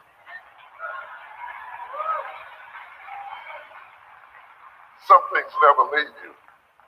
We live in a touchless society. I've never seen, with all of the technology and all of the equipment that we have to keep us in touch, we have never had more instrumentation and gadgets to keep us in touch than we have right now. Trust me, we've never had it. I can remember when microwave ovens were new. We have never had it. From the earliest of my existence till now, you have never been able to communicate with as many people, as many ways, as rapidly and as effectively as you can right now. I don't know whether to call you or text you. I know if I don't text, I might send out a tweet. I might send you in, but let me inbox you on Facebook. Let me hit you up on Instagram. Let me put you on Twitter. Are you LinkedIn? On LinkedIn, we got all kinds of ways to be linked in, to be connected, to be touched, to have friends, to have followers. We got all of this stuff, and yet we have never had as much emotional dysfunction as we've had in the history of this world. You got almost 7 billion people in your pocket right now in your phone, available at a click. Facebook and companies like that have infiltrated most of the population. And yet we are untouched. The population has increased exponentially. When Jesus comes back, he won't even recognize the world because the world has grown so numerically since his time. That now we're right on the precipice of 8 billion, with a billion people on the planet. And most of those people, behind all of their dress and their makeup and their clothes and their gallantry and their pageantry and their biceps and triceps and muscles and gyms and all beneath all of those muscles, they're lonely. They're untouched. Single people. Sick of being single. Tired of laying in the bed by myself. Tired of coming in the door, hear the door slam behind me. Nothing is moved, nothing is changed, nothing is out of order. I just can't wait to find my Boaz. They running around taking applications. Are you Boaz? Are you Boaz? Are you Boaz? Are you Boaz? Are you Boaz?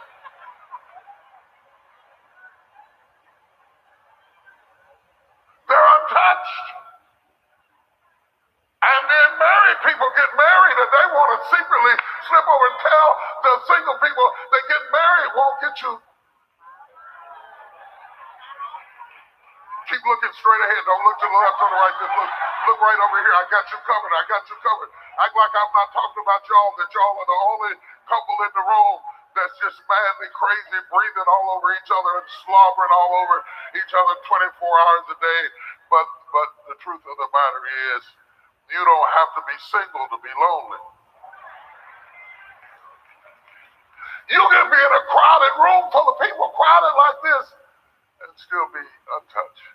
We live in a touchless society. I remember, I'm going to date myself when I talk about this, but I remember when you go into what we call department stores, and you go into department stores, and you go over, you'd enter in on the level, on the street level of the department store, and the men's department might be on the 5th floor. You would go over to the elevator, you'd hit the elevator, and there'd be somebody sitting in there on a stool with buttons that when they push the buttons in, you can hear the buttons go in, and they say, welcome to J.C. Penney's, what floor would you like to go to? And they take you up on the floor, and there were people there. And you'd have a conversation on your way up, you know.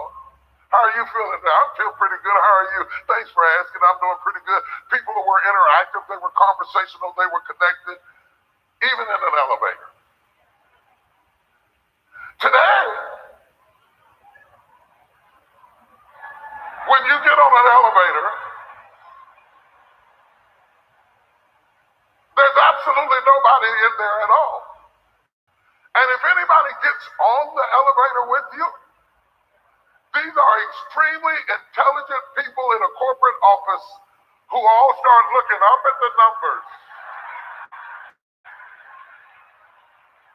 like they have never seen numbers before, waiting for the number of their floor to come to avoid communicating with people who are so close on the elevator that you can smell their cologne.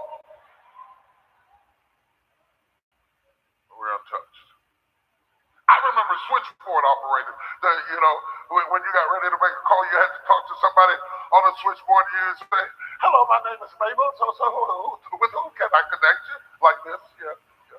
I was very young at the time, just a baby. But I remember switchboard operators. When you got ready to make a call, you had a conversation with the person. Can I please have a conversation? I called in some prescriptions last night, and I was on the phone, and I thought, could I please have a conversation with the person? The machine said, repeat that again.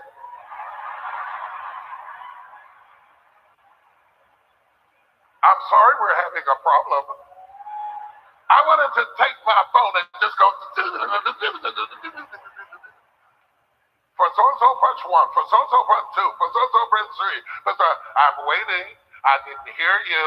I'm talking to a computer. I used to be able to talk to a person, a real person that I could explain my situation to and have a conversation.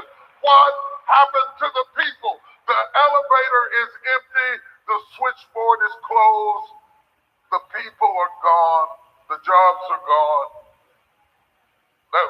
Those women are all gone. They're all unemployed.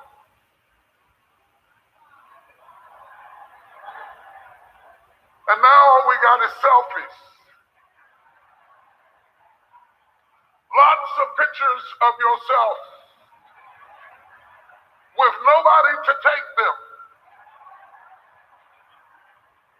We now have a name for loneliness.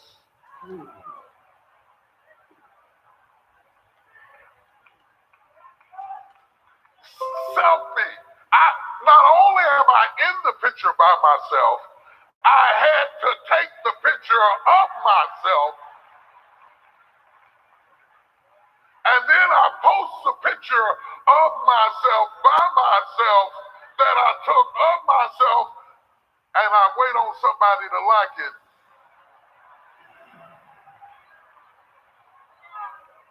That I will never see or talk to or meet again, but this is as close as I get to connectivity because we live in a touchless society. Technology has replaced touch. And the weird thing about that is technology is activated by touch. Isn't that ironic? The very thing that stops us from touching people says, touch me.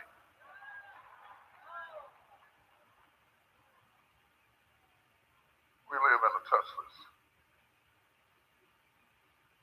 A touchless society. Grocery store. Remember? When it was real people. So that if you didn't put your vegetables in a bag, they had bags right there, they weighed it right there, and they talked to you while they were doing it and asked you what kind of bag did you want, you had real experiences. That girl's lost her job now.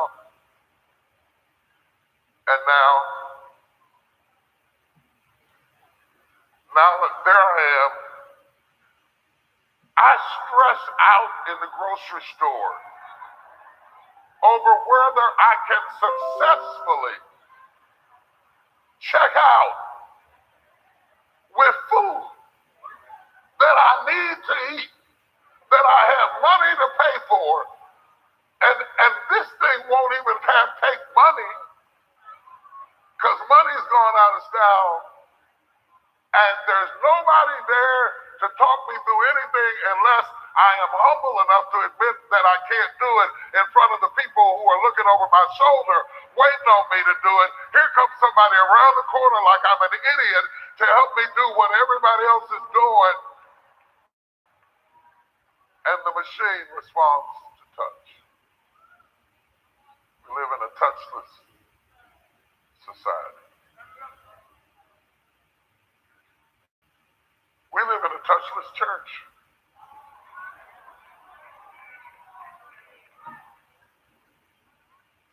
We have touchless churches. Some people choose big churches to avoid connection.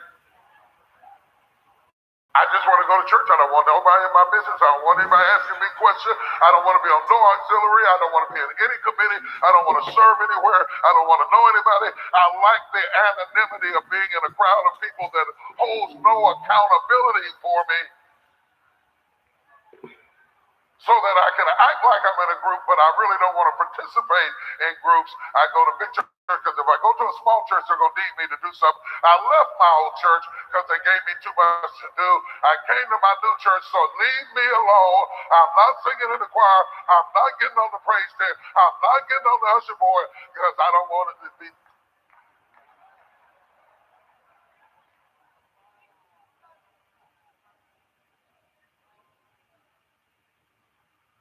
The crazy thing is when I look at the nativity scene that's described in Ezekiel 16 and compare it to the nativity scene described in Matthew, Mark, and Luke, the difference is stark. There's a mother and a father. And I admit it's not the ideal situation, no cushy environments, no nice beds, no bassinets, no cribs, no little, what do you call it, little things that twirl over top of mobiles over their head. They still do that. Yeah, mobiles over there. None of that kind of stuff. I admit it was a little rough. Meager beginning, but it was love there. And I was thinking about how Jesus was born in a very impoverished environment. And yet, the wise men brought him gold. Look at my Jesus. Born in an environment that makes him able to touch the homeless, but gifted with gold that makes him able to save the rich. And neither group can own him, though both of them try.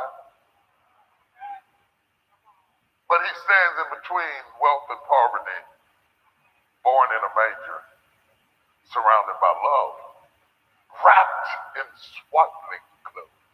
The Bible takes great care to tell us how Jesus was cared for, laid in a manger, wrapped in swaddling clothes. And we beheld the wonder of his glory, the only begotten of the Father, full of grace and truth. The Bible goes to great lengths to tell us his daddy was fighting for him to have a place to stay. And beneath the open skies and the sounds of lambs in the field, the Lamb of God was born. Yes, in a barn, but not loveless, not touchless. He was touched. He touched is touchable.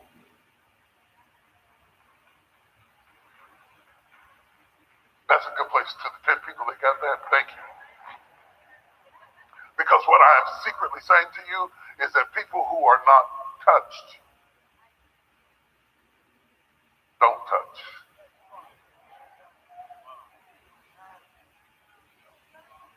Their normal is to not be touched. And so when you take a person who needs to be touched and marry them to a person who is not used to touching because they did not get touched,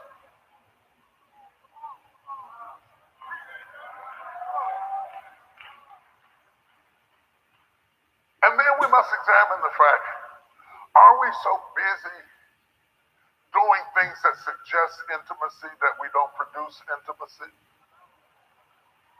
That we want the look of being touched without really the work of touching? Because touching is risky.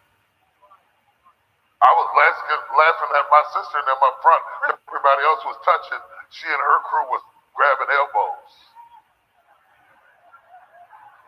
They best friends and think each other got the coronavirus.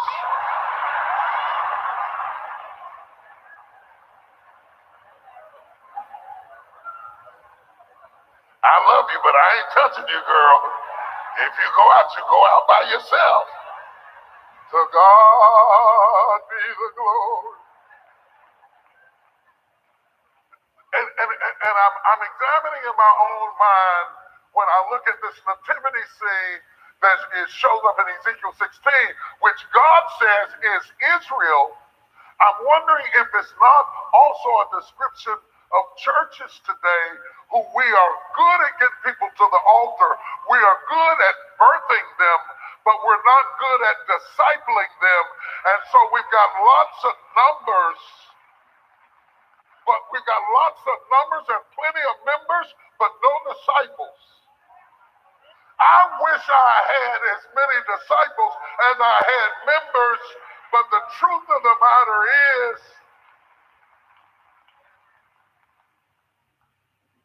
we birth people, but do we touch them? Do we really touch them? Or are we just having babies? God said, Israel, you are like a nativity scene pushed out of a womb, born into an environment, and not touched. It's a touchless society.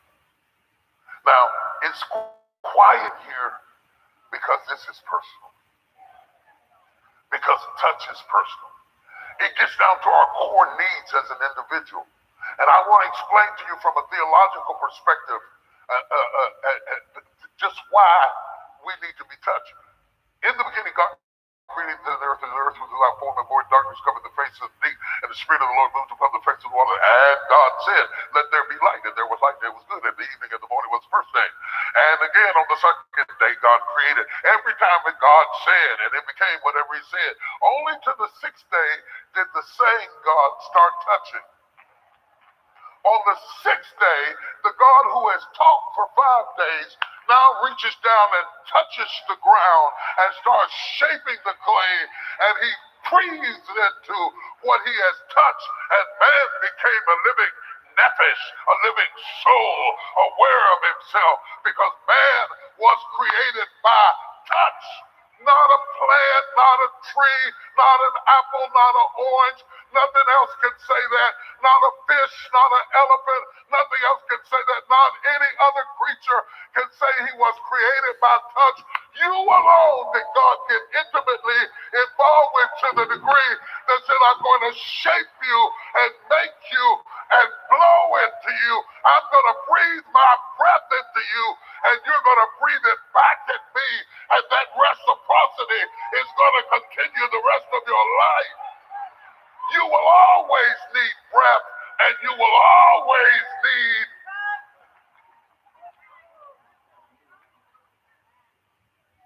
touch.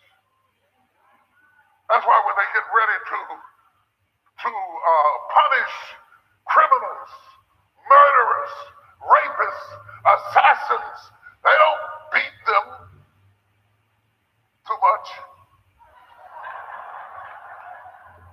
on camera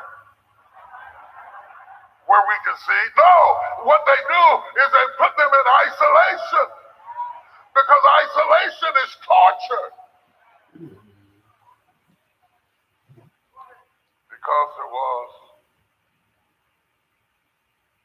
no touch. Can I go deeper? I want to give you 6 touch points that God speaks of in this text that are important for us to consider in understanding this whole dilemma this baby is in, the nation of Israel is in, the church is in, the world is in, of being untouched. There are 6 different things we want to talk about. The navel wasn't cut is number 1. That's the first thing that God says about the baby. The baby is still attached to the mother in a way that is no longer natural.